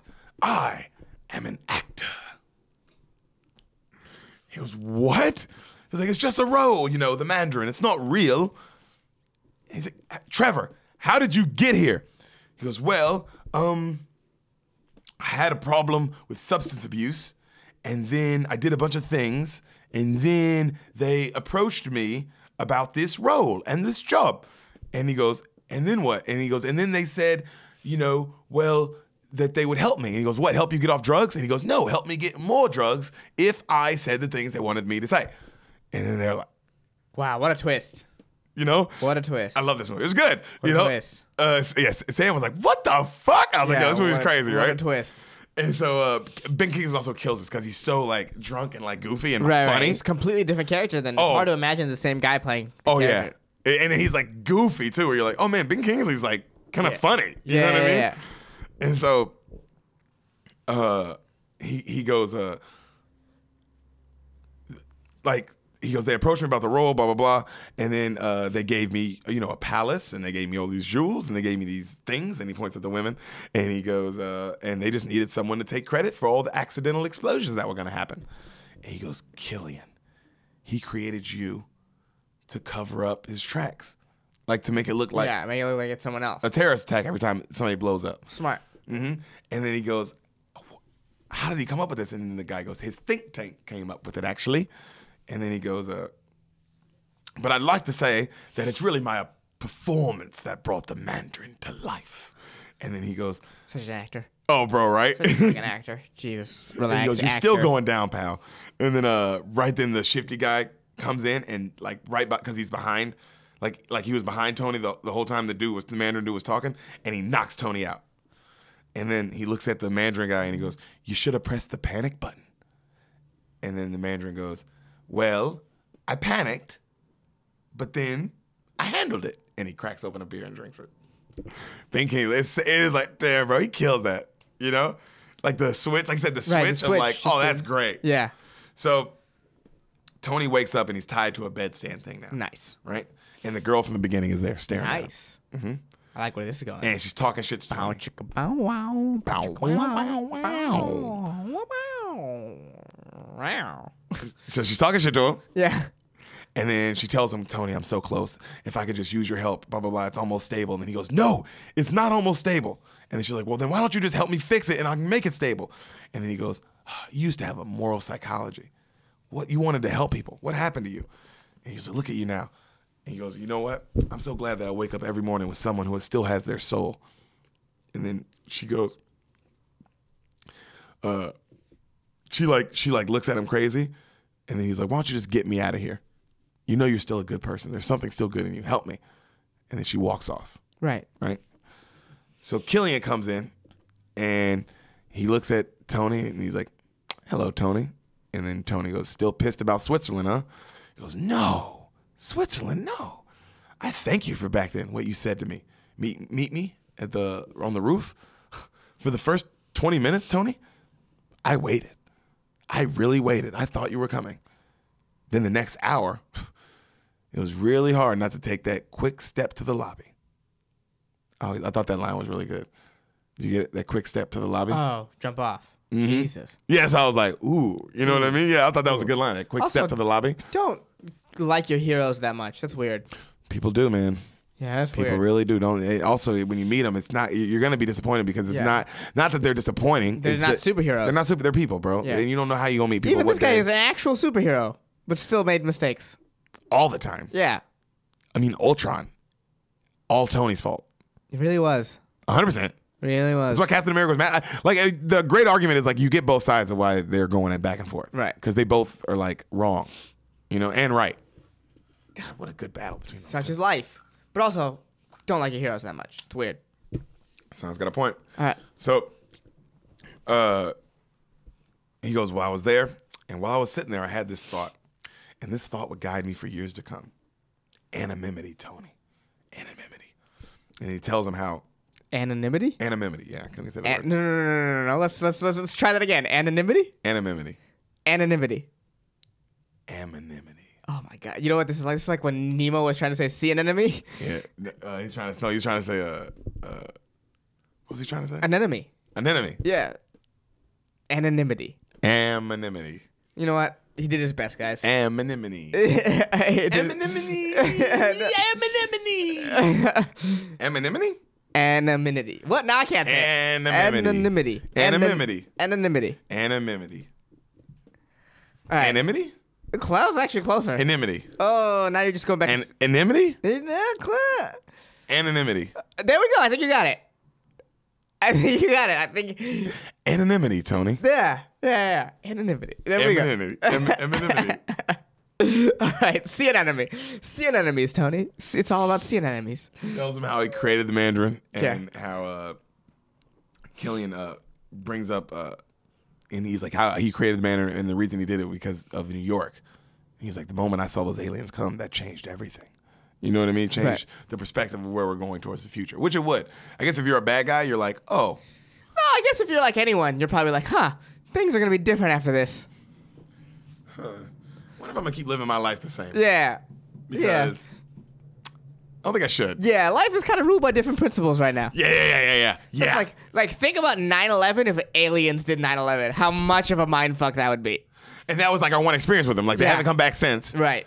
But we never forget. Legitimately never forget. Yeah. Yeah, that one time aliens attacked. Yeah, as opposed to this time when we're gonna forget. Yeah, we'll forget this eventually. Probably. People already don't know what Pearl Harbor is. So Dude, exactly. There's no way people don't know. It's not even a diss to 9/11. It's just like it is what it is, nigga. But if aliens did it. Yo, no disrespect to 9/11, but 9/11. This ain't no diss, nigga. This ain't no diss track. No problem. Thank you to all our sponsors. Yeah. Sponsored by United Airlines. No, he didn't. No, he. God. So going to hell. Oh, you are for sure. Mm-hmm. So he shows a picture of Potts. Yeah. He shows Tony a picture of Potts, and Pepper has all that. She's now red. He injected her with that red shit. Right. So now Pepper is like a red person. You know what I mean? Ooh. So They're called Native Americans. Derek. So he put an Indian hat. Yeah. So he grabs Tony to choke him a little bit, like he's choking him, and then right then the one girl that he was with from the beginning of the movie, she goes, "Let him go," and then she has the thing, and then she's threatening to kill her, like inject herself. Okay. Right, and then he's like, "Don't test my temper," and then she says, well, what happens to you, huh? If I kill myself, what happens to all your future plans? You know, what if you go hot? Who's gonna be here to help you? Blah blah blah. You need me. You need to let Tony go. And then he shoots her in the head. Oh, okay. So right, and then Tony's like, "You maniac!" And he goes, "Well, a high level position just opened if you want it, Tony." You know, and then he goes, "And I'm no maniac. I'm a visionary, but I own a maniac." And he takes the stage tonight, and he walks off. Right. So Killian comes in, and Rhodey is hanging with chains. Okay? They got Rhodey and the Iron Patriot suit hanging with chains, all chained up. Killian grabs his belly and warms it up. Like he's just like warming it up, like trying to get him to come out, right? And then the one guy goes, "You're going to damage the armor doing that." He goes, "Don't worry. You know, you'll be able to fix it. And then it shows Don Cheadle, and he's inside like trying to breathe. Right. You know what I mean? So Tony is still tied up. His Door of the Award, he has a Door of the Explorer watch that's on the table, and it's going off. He took it from the little kid. Okay. In the early movie, he goes, "Hey, can I borrow this?" And the kid's like, "Oh, it's my sister's." It's like, "I need it," and he takes it. Right. So that's now on the table going off because you're wondering what he was doing with it. Yeah. You know. And then he's looking at it, and he's like, he smiles, and then he goes, he smiles, and then one of the bad guys smashes it, and he goes, "That was my friend's sister's. I'm gonna kill you first now." And then he goes, "You're gonna do what?" He goes, "I'm gonna do this." And then nothing happens. And they're like, "You're gonna do what?" He goes, "This." Nothing. And he's like, "Shit." Right? Cut to Rhodes. His suit's getting too hot, right? And then the Jarvis guy goes, his suit thing's gonna go, "It will eject. And he goes, don't open. Nah, fuck, here we go. And then he comes out and he just starts, it's such a dope scene. Right when he comes out, he punches dude in the face and then just starts kicking everybody's ass, right? And then Killian blows fire at him like a dragon. And then Cheadle stops and goes, "You blow fire?" And then the other dude knocks him out. Right? Fair, that's enough to stop you. Oh, yeah. So Killian looks at it and he starts bragging about how he's going to end the world and be own the world on terror, blah, blah, blah. He's going to own the president. He's going to own the Mandarin. He's going to own everything. He's just going to... He's going to own the world of terror. Okay. World on... What's that Did you say president and then the manager? And I was like... That's president and then the Mandarin. Oh, okay. They said president and the manager. And I was like, well, if you have the president, you don't need a manager. That's so funny. You know? I'm going to have the president and the manager of Best Buy. Yeah. All in my pocket. In my pocket. Yeah. Oh, you stupid. I can rule the world and price match with anything online for electronic appliances. So, back to Tony, and he's still talking shit. Right. Now, nothing. And he goes, "You guys are going to be on the ground in 5, 4, 3, 2, that." You know? And then he goes, he goes, "All right, how about this? If you guys tie yourselves up and put yourselves in the chair, whenever I do get free, I'll let you live." And then negotiation. And then they're looking at him crazy. And then right then, one of the hands come in. Mm-hmm. And it gets clanked, and he goes, "Well," he goes, "I told you guys." Bam! And he blasts the shit out of one of them, right? And then he fucking gets himself unfree. And then the rest of his suit kind of comes in like another leg and like another piece. And then he looks up and he's like, "Where the hell is the rest of it?" And he's fighting and he's kicking ass without the suit, by the way.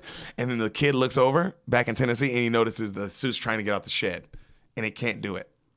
You know what I mean? Like the shed's locked. Right. So he runs out and he opens it up and then all of the suit just goes flying. You know, like it's really dope. You know, like Hurdling flying like across the fucking country. Right. You know what I'm saying? Yeah, like, where's he being chained up again? I forgot. Miami? Oh yeah. Miami. So it's from Tennessee to Miami. Yeah, still far. That's still far. Still far. I know that's not. Still far. So he yeah, you know, but people are dumb. They might not know. Yeah, they might not. They might not. People don't know. People don't know geography.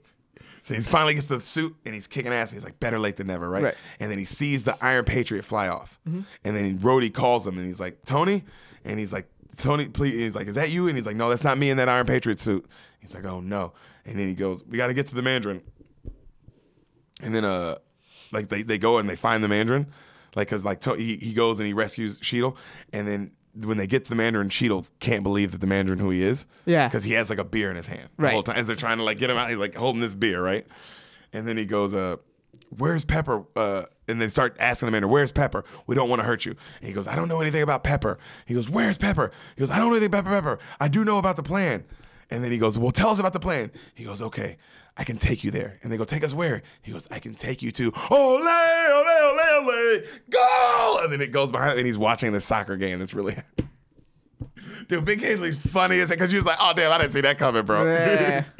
And then he goes, No, I can take you there." And he goes, "I have a speedboat." And then they take off using the Mandarin speedboat, right? Okay. So they're flying down the ocean in the speedboat. They're calling the vice president. And they tell the vice president, you have to warn the president the Iron Patriot is not on the plane with them. That's not the real Iron Patriot. You got to warn the president. The vice president, "Oh my God, I'll warn him immediately." He hangs up, and then the secret security comes up, and they go, "Everything okay, sir?" And the vice president goes, "Everything's just fine." Whoa. Vice president walks up to kiss his granddaughter. Camera pans down. She has one leg. Oh. Remember? Remember I told you all the super soldiers? Yeah. They all were That were missing. amputees. Yeah. So I'm trying to think of like. Because the red stuff The red makes stuff. your arms. Remember when I told you about the girl with the burnt face? Yeah. Like she was missing a thing too, and then now she you can grow your limbs back. Okay. Okay. Did I not say that you can grow your limbs back? Some of them could. Some of them couldn't. I didn't know that. No, they all could. They all could. Okay. If you get this stuff injected, you don't blow up. Well, no, if you don't blow up. If you don't blow up. Because some of them blow up. So the daughter hasn't been injected with it yet. No. Okay. But he's the vice involved in president testing. clearly wants. His daughter to have. Yeah. Well, because right now it's all on soldiers. Right. Trying to get his daughter's her. They're trying to get it medically done. How old's her daughter? Like 7, like a child. Like I get why you would. You know what I mean? Like she's a kid. You know what I mean? Like you would do it. It's one of those situations where it's like, She hasn't gotten used to it. It wasn't like he's just some bad guy vice president. Yeah. No. I meant like the vice president thing. It's not like he's just some. Right. I like adding a little depth to a character. Yeah, he's doing this for his daughter, and in the long run, but he's also like warped it to make his own power, like to up his own power.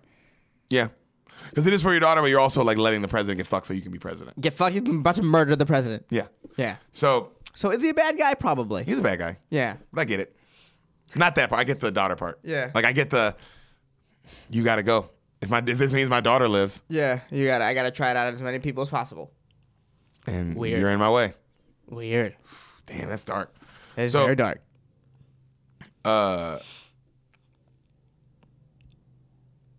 So the Patriot lands, right? And the president's like, Colonel Rhodes, I'm glad you're, it's not really him. He's like, glad you're here. I feel safer already.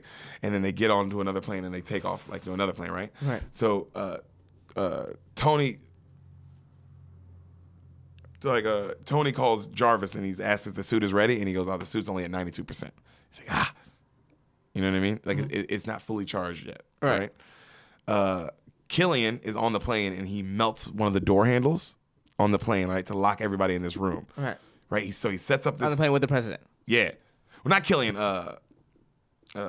Patriot. The Iron Patriot. Right. Whoever's in this suit. Right. Okay. Well, you think it's Killian. It's not Killian. Okay. So he melts the door What a handles. giveaway. Well, because it's not. It's You're not not like you a already know twist. it's not Killian. Yeah. Okay. It's the shifty guy. Okay. So you see people are like stuck in this room, and then one by one he starts killing a bunch of them in the room. The Iron Patriot just starts murdering them all, right? And then a hole gets shot in the plane. So now everybody's kind of like not like just a little hole, but everybody's like, "Fuck, the plane's now fucked up." Yeah. You know what I mean? And so he gets all the Iron Patriot kills everybody in the room, so it's just him and the president because everyone else is locked in another room. Right. And he tells the president, it's like, "Well, just do it if you're going to do it." And he goes, "Oh, no, that's not how the Mandarin works, Mr. President." And he knocks the president out, right? So it cuts back to the military room, and there's a bunch of extras running across the screen. And one of the extras, and he's not in this movie, but I have to bring it up because he's just right dead center Is of this the like screen. a Jeffrey Baldinger moment? Yeah. It's Dr. Dre, the dude from the Straight Outta Compton movie. Oh, okay. But he's just like, I mean, literally an extra in this for half of a second. Okay. But it's like, oh, that's him. It's just like, oh, damn, that's crazy that, hey, niggas got to start somewhere. Right. Pure extra. It's crazy. I thought you meant Dr. Dre. No. Nigga who has a full career now. He's been in a bunch of movies now. You know what I mean? Right. But, He was in the new 24 too reboot. So it's like, oh, wow, look at this nigga. But that's how you just got to keep grinding, man. Keep grinding out there, guys. Yes. Turns out Dr. Dre, inspirational story, the fake one. The fake one. Not the real one. The real one just beats women. Does he? Well, he beat women before. He beat one woman. For sure. Well, for sure. Yeah. And then it Probably more. You just supposedly don't beat his wife, too. You just don't beat one. Well, 2 women, actually. So for sure. Yeah. So for sure, 2 women he's beat, supposedly. Yeah, I feel like if you're beating women, it's not like I only beat certain women. You just sort of beat women.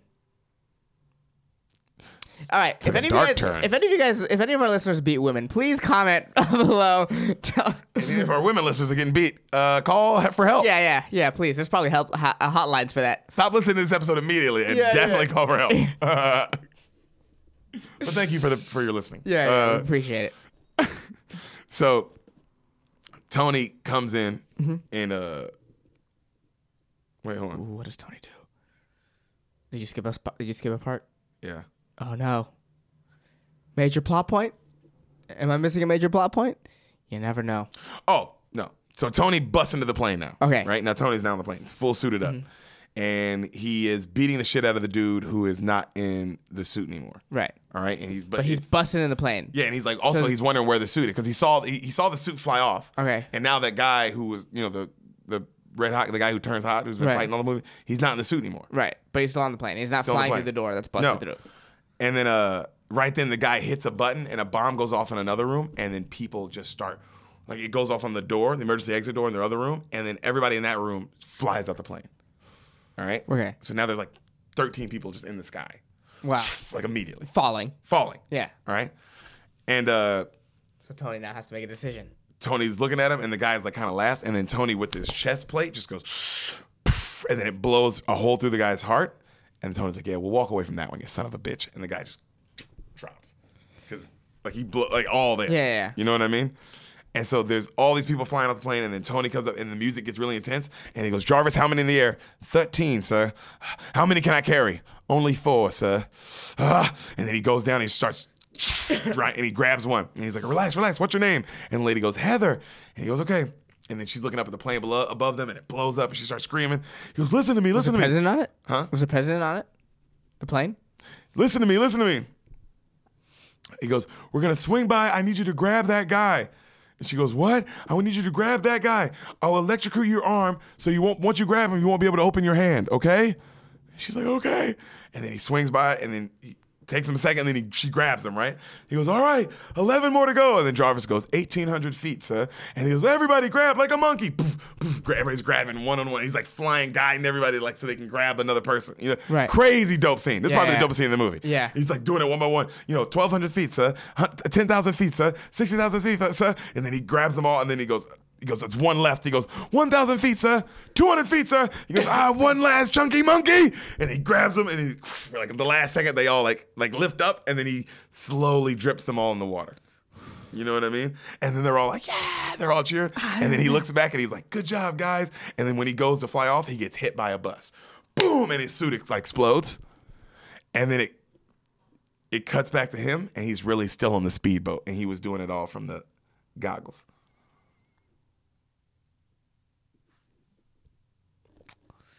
That makes sense. So dope. This is also where he got the goggles from in Spider-Man.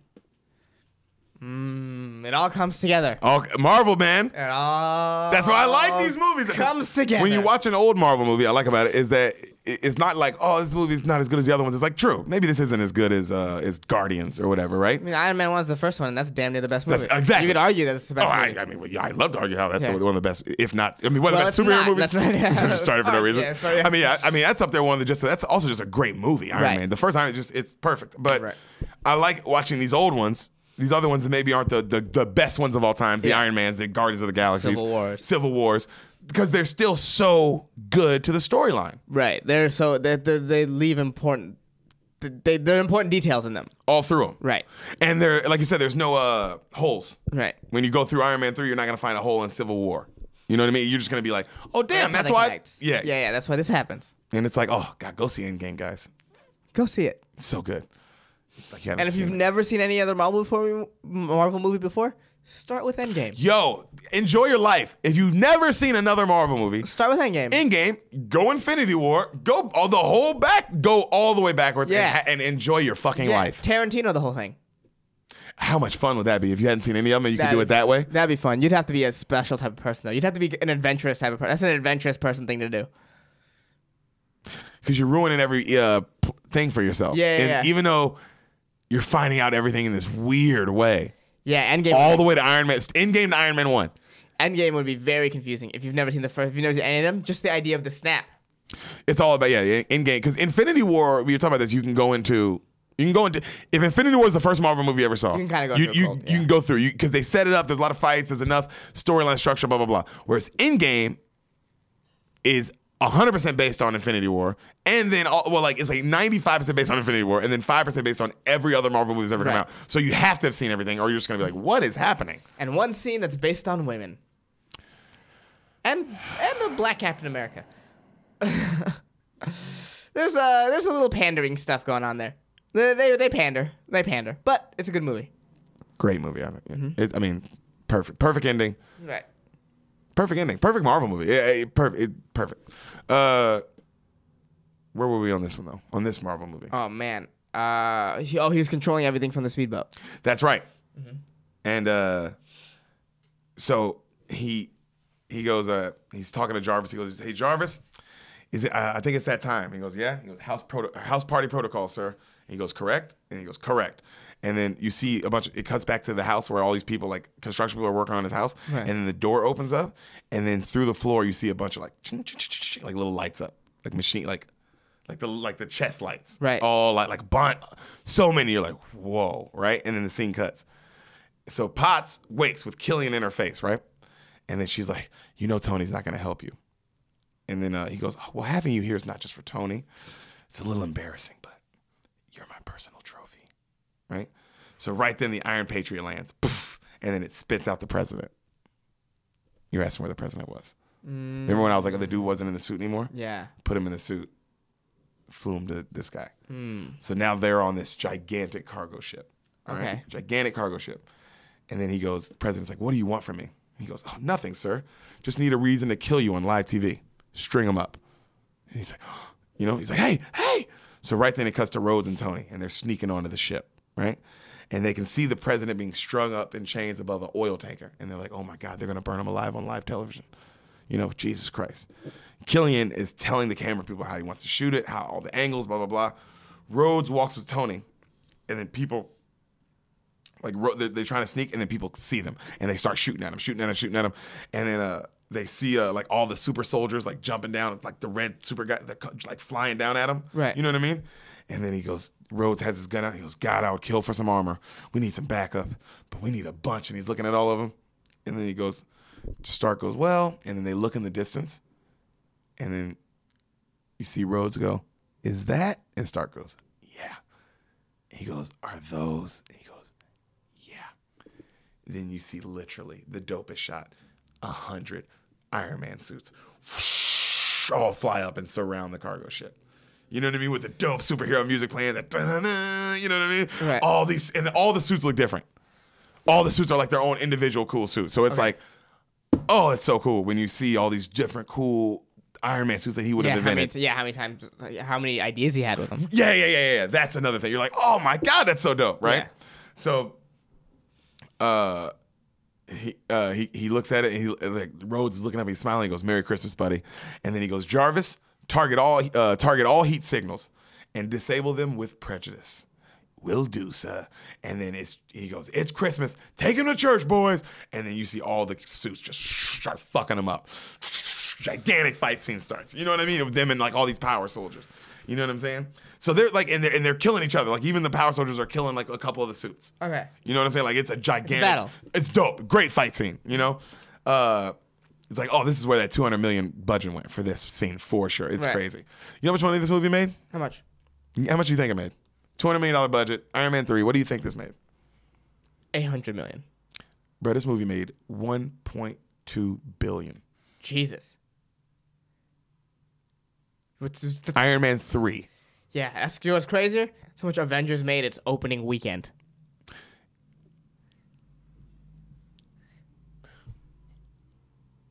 Yeah, right? No, I had to look at it because I was like, I wonder how this movie did compared to the other like Marvel movies. But this movie did better than most. Right, it probably did better than Guardians. Oh, it did better than Guardians. Yeah. Did better than, I think, Civil Thor War? Ragnarok. It did, Probably not Civil War. Didn't do better than Civil War, but it did better than Guardians, Guardians 2, Civil War. Like, you know what I'm saying? It was like, whoa. I think in every I would venture to say, maybe besides Captain Marvel, because I don't know how much Captain Marvel did, but Captain Marvel did numbers. yeah, But it did right around this. It did like 1.2, 1.3 billion. it seems like the ones with Iron Man in it probably did better than the ones without Iron Man in it. Oh yeah. All the Avengers, of course, made the most. Yeah. And then Black Panthers are right up. And then Black Panther's up there with Black Infinity War. Panther. Yeah. And then everything else is Iron Man. Or Iron Man's involved. Like Captain America Civil War, Well, yeah, Iron Avengers, Man 3, Iron Man 2. Yeah. You know what I mean? Only one that made the least was Iron Man 1, but that's because then that made like the least out of like most all the movies, like out of all of them. the first one. But it's the first one. So Right. it's interesting. It was like, did it really, or you know what I mean? Or Like, was it just the foundation? it's just really the found exactly. Yeah. Whereas Iron Man 2, gigantic numbers, then Iron Man 3 is when they started hitting the bills. Yeah. I didn't like Iron Man 2. You didn't like Iron Man 2? No. I didn't like Iron Man 2 as much. you know what I mean, as much as others. I just thought because this sounds like a dope fight scene. Yeah. I felt like Iron Man 2 didn't really have any dope fight scenes. No, not like this. No. Not like this. No. Iron Man 2, the dopest fight scene was at the NASCAR track. That was a dope fight scene. You know where the Tony's driving the F1 car? Yeah. And then Mickey Rourke fights him with the like that fight, and then he gets his Iron Man suit out of his suitcase. Yeah. But that's the one fight scene. That's the one great fight scene. Even the fight scene at the end with Warhammer. War Machine and all the with Mickey Rourke and all the because he had invented all his pretty much this scene. It wasn't that good. No, nothing like this. No. Who's the bad guy in the first one again? Who played him? Oh, great actor, Jeff Bridges. There it is.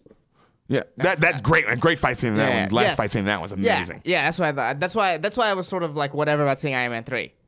Was because I just was whatever about Iron Man 2. Iron Man 3 I thought was better than Iron Man 2. Okay. Way better. That makes me happy.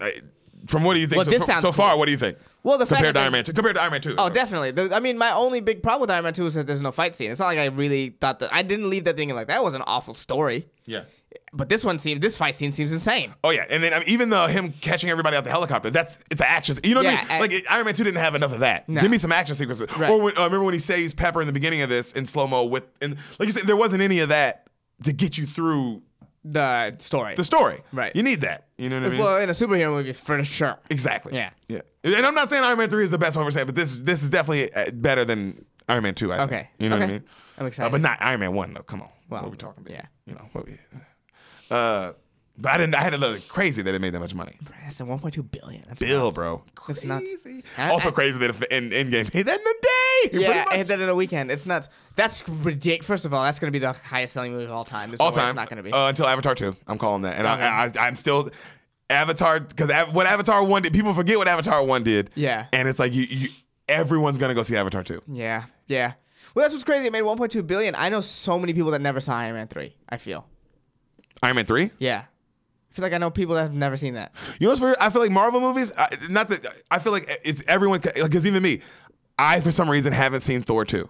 Okay. Well, you're not. Though I know a lot of people because Thor 2 made I think 700, 800 million in the box office. It did great. Okay. Didn't make a bill, but it made like big numbers. I mean, enough for them to make a Thor 3. Yeah, you know what I'm saying? Everyone sort of picks and chooses what they don't watch. Well, also, yeah, it's such a big universe because you haven't seen Captain Marvel now, and this The first Thor 2. I've seen Thor 2. I haven't seen the first Captain America. First Captain America. And I saw only half of Thor 1.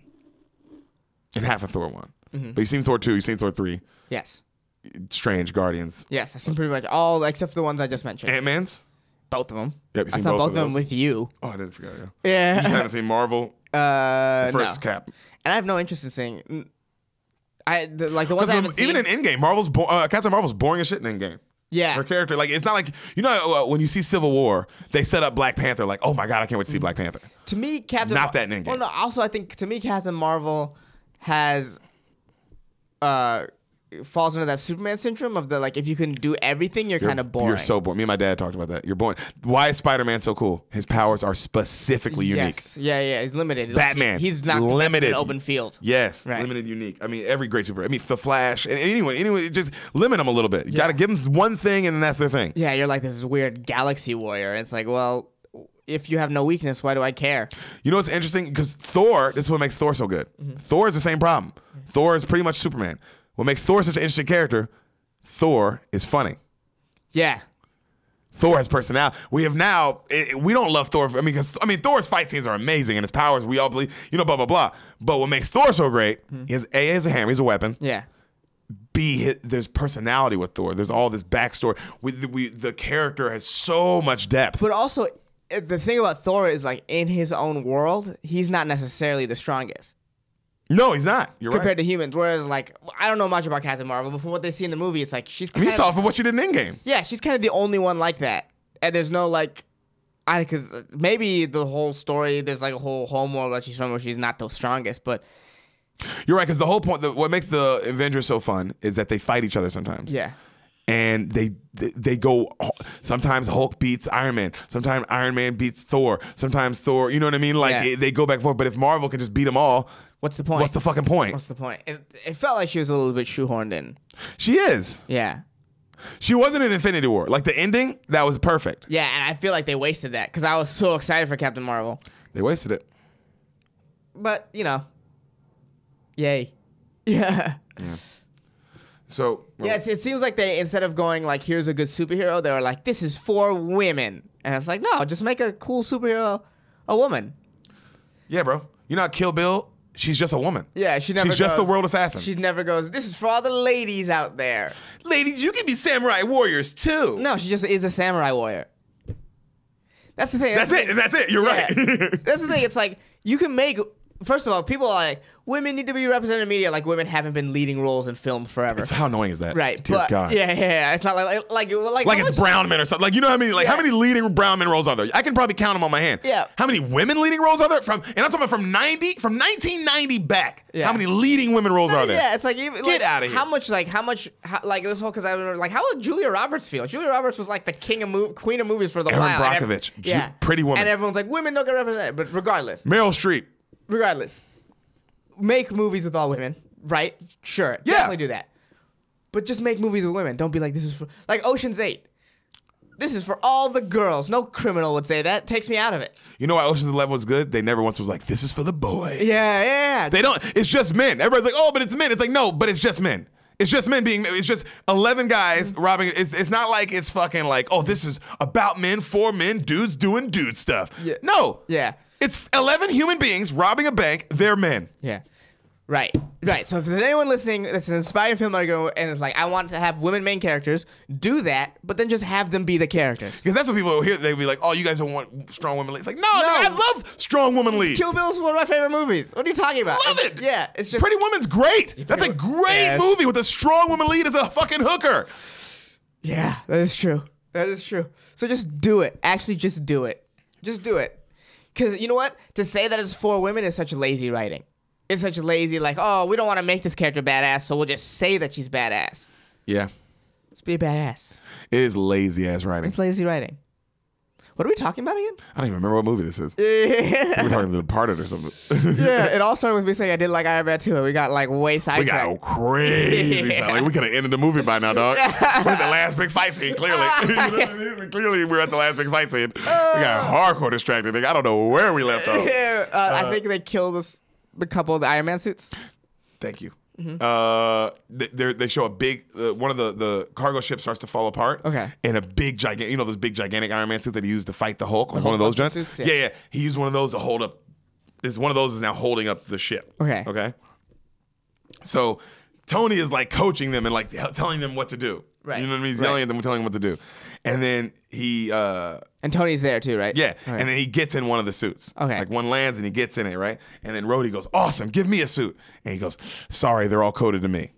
And then he goes, what? He goes, but don't worry, Rhodey, I got you covered. Hell yeah. And then one lands and then it just goes. And then Rhodey's like, and then he hugs him and then it flies him like to safety. I love that he shits on. I like that Rhodey's like, because Rhodey has been doing cool stuff all the time. Yeah. But when he's like, whenever he's around like the other Avengers, it's just like they make him like look like a kid. Yeah. Well, because you're just a person. It's like Falcon. Yeah. And then he's Captain America now. Get out of here. Yeah. Also, this is the thing that my problem with that him being Captain America now. Right. Another spoiler. Too bad. Sorry, guys. Yeah. We tried. You already said it. Black Captain America. I did. Blacked in America. I'm fine with black in America, bro. I don't give a fuck whether he's black or white. That's not my problem with him. My problem with this in this storyline, him being Captain America has superpowers. Right. Sam Falcon does not. Right. He's not Captain America. Right. Because Captain America can jump over a fucking tank. Yeah. Doing backflips and then body slam a Thor. Right. You know what it is? It's a lot of these remakes with if they'll have a black remake or something. It's just like, just make a different movie. That's what made Captain America. That's what made Black Panther great. Black Panther's so original. Yeah, it's just Black Panther. Just make another superhero that's black, or make him a superhero. Make him a superpowered black dude. But don't just give it to him because that's how it felt like. It's like, okay, we're having a black Captain America. And now. I get. I mean, I liked it because they're friends, and I like that. But it didn't. I felt that their moment should have been more. It shouldn't have been that he's Captain America now. It should have just been him giving him the shield and like, like, hey, find the right guy for this. You're the Falcon. I think he should have been like, you're the leader of the Avengers now, because he should. I think at the end of the day, Falcon should be the leader of the Avengers right now, right? As far as team leader, yeah. And then you're right. The such a better storyline would have been like, I trust you to find the next Captain America. Yeah. And then he finds a black one. Yeah. Oh. So and simple. wow, we got a good movie on our fucking hands. And Captain America 4 is ready to go. Yeah. Blacked in America 1. Now you got this fucking no superpower Captain America. The fuck's he gonna do? Well, we'll see. Unless they inject him with some shit. Which absolutely could happen. It is Marvel. Yeah. But now we're shoehorning. You know what I mean? Yeah. Now we're shoehorning. What you just said was original. Come on, Marvel. I'm free most days. I'm trying to leave the Comedy Store. Kevin Feige, hook our boy up, Kevin. I'm here. Russo brothers. I'll be the idea guy. You need someone to bounce stuff off of. James Gunn. James Gunn. Yeah, I probably have some regrettable pedophilia tweets somewhere in there. Regrettable pedophilia sketches, my nigga. Yeah, What you mean? Good God, yeah. Oh, God. What does a pedophile want? Get out of here. God. I wasn't in that one. Yeah, you're a part of it. You're in the world, dude. Doesn't matter. I was someone getting fucked by Michael Jackson once. Twice. In our sketches. You got fucked by Michael Jackson twice in the same sketch, dude. Oh, yeah. You didn't learn your lesson. Yeah, I didn't. Well, I wasn't exactly hating it. Anyways, we're so close to the end, guys. We promise. We're so close. Oh, bro. Hey. Oh, damn. This is a long episode. Yeah. Oh, well. It's Iron Man 3, son. Yeah. And it's Avengers week. We're talking superhero shit. Get with it. You know what I mean? I'm sure you guys are loving the Endgame stuff. Yeah. We're just trying to get on board. Get some of that Endgame money. You know what I mean? So, where are we? He flew him off. Yeah. So he tells him, he goes, sir, Jarvis goes, sir, I located Miss Potts. And then he finds her and she's under a bunch of all this shit, right? And he goes and he finds her and then he goes to grab her out, like, you know, from all the wreckage. And then he goes, see what happens when you hang out with my exes? And then she's like, you jerk, just help me. And then he goes, come on, baby. And he's trying to help her. But right then, Killian shows up and like fucking fucks everything up, right? And then he throws him down, his Iron Man suit, and then he gets on top of him and he uses his finger to like heat up his suit. And he goes, oh, is the little turtle cooking in his little turtle suit? You know? And he's burning him. And then right then, Tony like ejects out of the suit. You know what I mean? And then he sees Pepper like, and she's like barely hanging on. Right. You know what I mean? And so now he's like, I gotta get he ejected him like way far away. Right. So he's like, Jarvis, I gotta get to Pepper. Give me a suit now. And he takes off running. This scene's so dope. He takes off running. He's like, Jarvis, I need a suit. And he just jumps off. And then a suit comes up under him like to catch him. And then right as he's about to go in, it gets shot out the air. And then he fucking lands, does a flip, and he's like, Jarvis, another suit. And he just keeps running. Bro, it is such a cool shot, dude. Because you're just like, oh, that's dope. You know what I mean? And he's running. And he gets close to Pepper. And then it cuts to Rhodey, right? And Rhodey says, President, Mr. President, I'm coming. And then as he's trying to save the president, these two power, like, you know, the two power soldier kind of humans, they come up to start fighting him. And he's like, oh. And they immediately are easily, like, they burn through. He's like, they're fighting him on this, like, dangling cargo ship, right? Okay.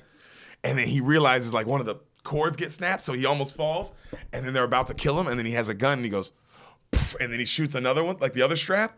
And so now the cargo ship like swings and like they go flying, of course. Right. And like they go flying. And then he swings and then it swings him into the president. He jumps on the president. He fucking shoots down the president. And then the president like swings down. The president lands. And then it's some dope shit. Like, damn, Rhodey's badass. You know what I mean? And then he goes, Mr. President, God damn, you look good in that suit. But I'm going to need it back. You know what I mean? And his president's like, thank you, you know? So Tony's running and he's getting close to Pepper. And then he finally like gets right up to her and she's like hanging on still. He goes, Pepper, you gotta fall. She's like, no. He's like, you gotta fall, I'll catch you, I promise. She's like, no, I promise. It's like, Pepper, fall, I will catch you. Okay, Tony. And then she falls and then he goes to catch her and then he misses her. And he's like, no. And then he goes to grab her again and he misses her again and then she falls into the fire.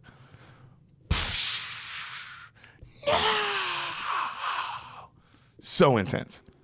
So intense, bro. No. So Killian walks up and he goes, what a shame. I would have caught her. Tony looks at him and he just starts sprinting. And the guy like starts running at him and then the guy goes to like fucking flame kick him, you know? Yeah. And then Tony slides under and then gets up, pops up, keeps running, and then jumps into a suit, turns around, and like now he's ready to fight. You know what I mean? Like just totally badass Marvel style. Right. And you're just like, whoa.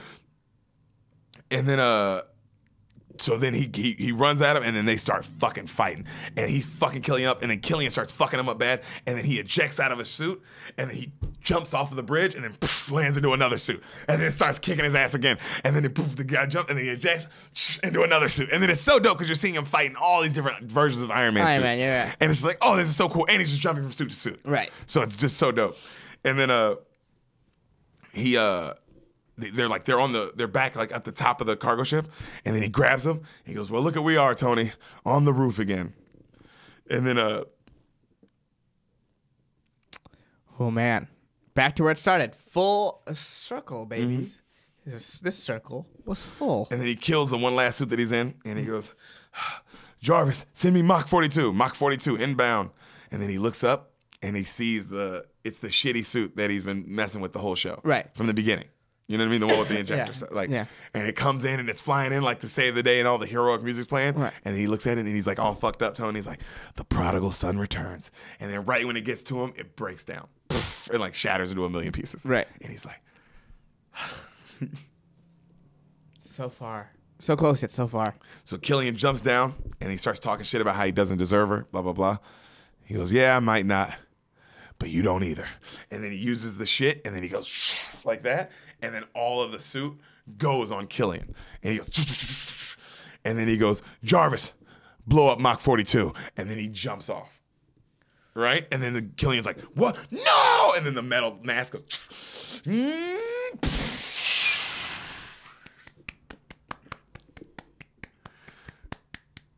right? Right.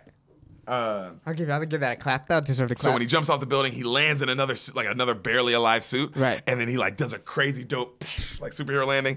And then you see he falls down, he's looking, and then the head from the Mach 42 suit lands, and he sees the flame still going inside. And he's like, and then it pops open, and then the flame like dies out. And then he's like, whew.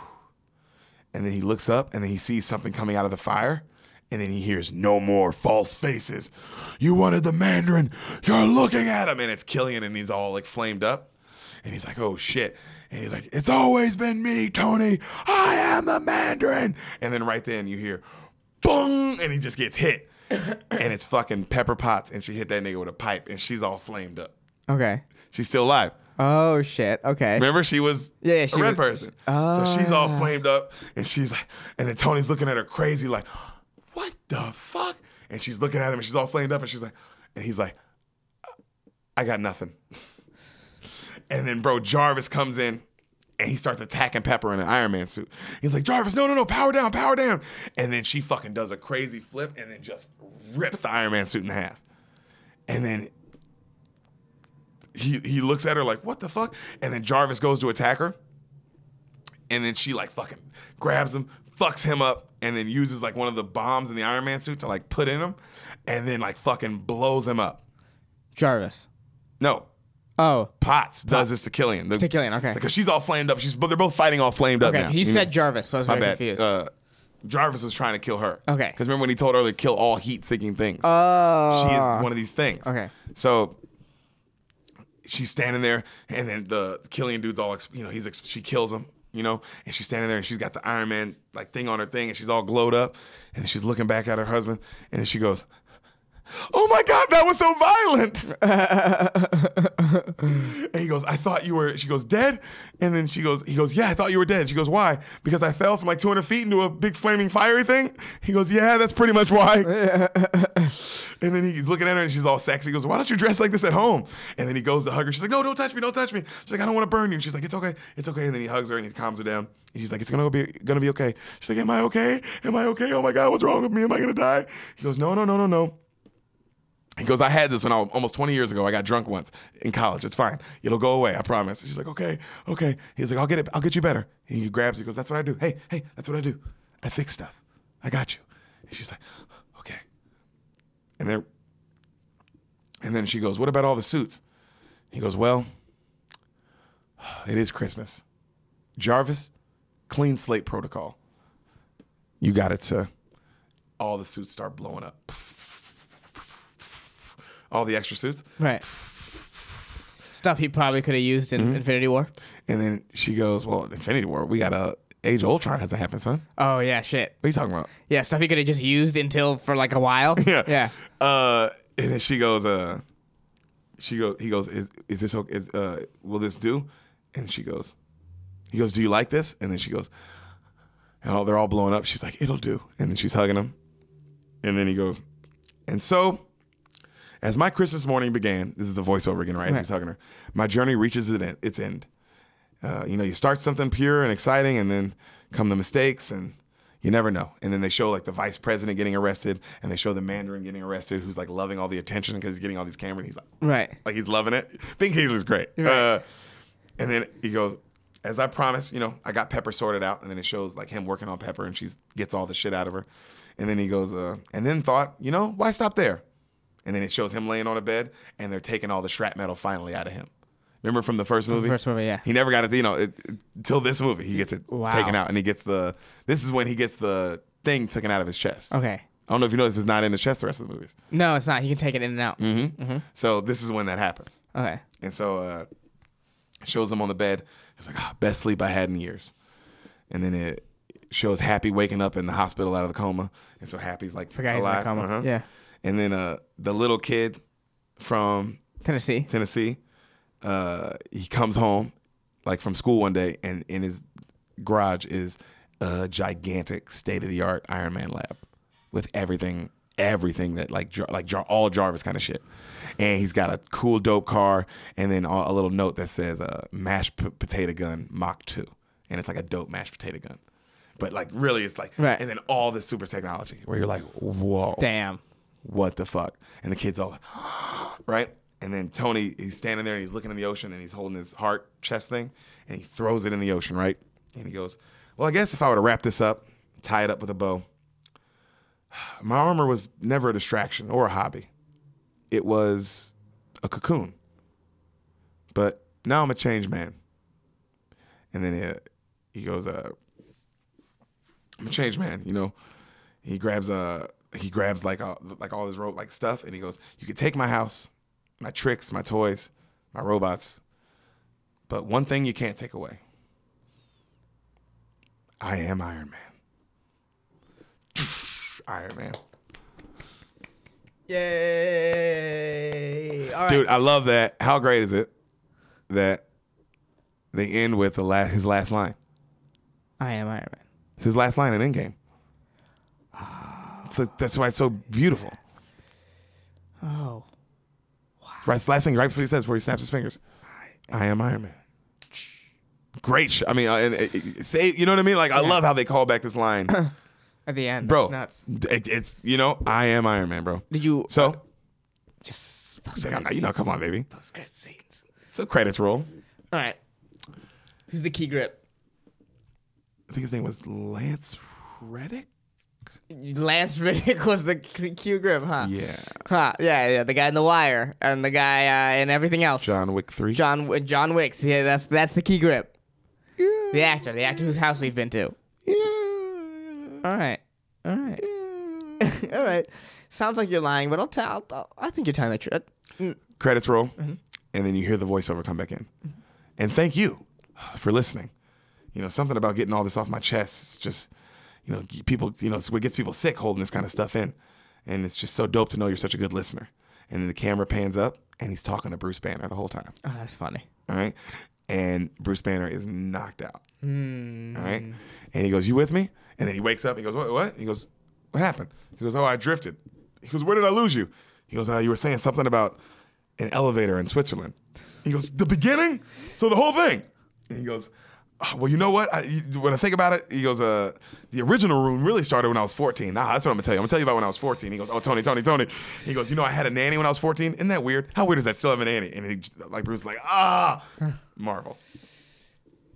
Nice. Is it just one, or is this one of these two? That's the end of the post credits. Iron Man 3 scene. Well, guys, that is Iron Man 3. Long episode, but it's worth it.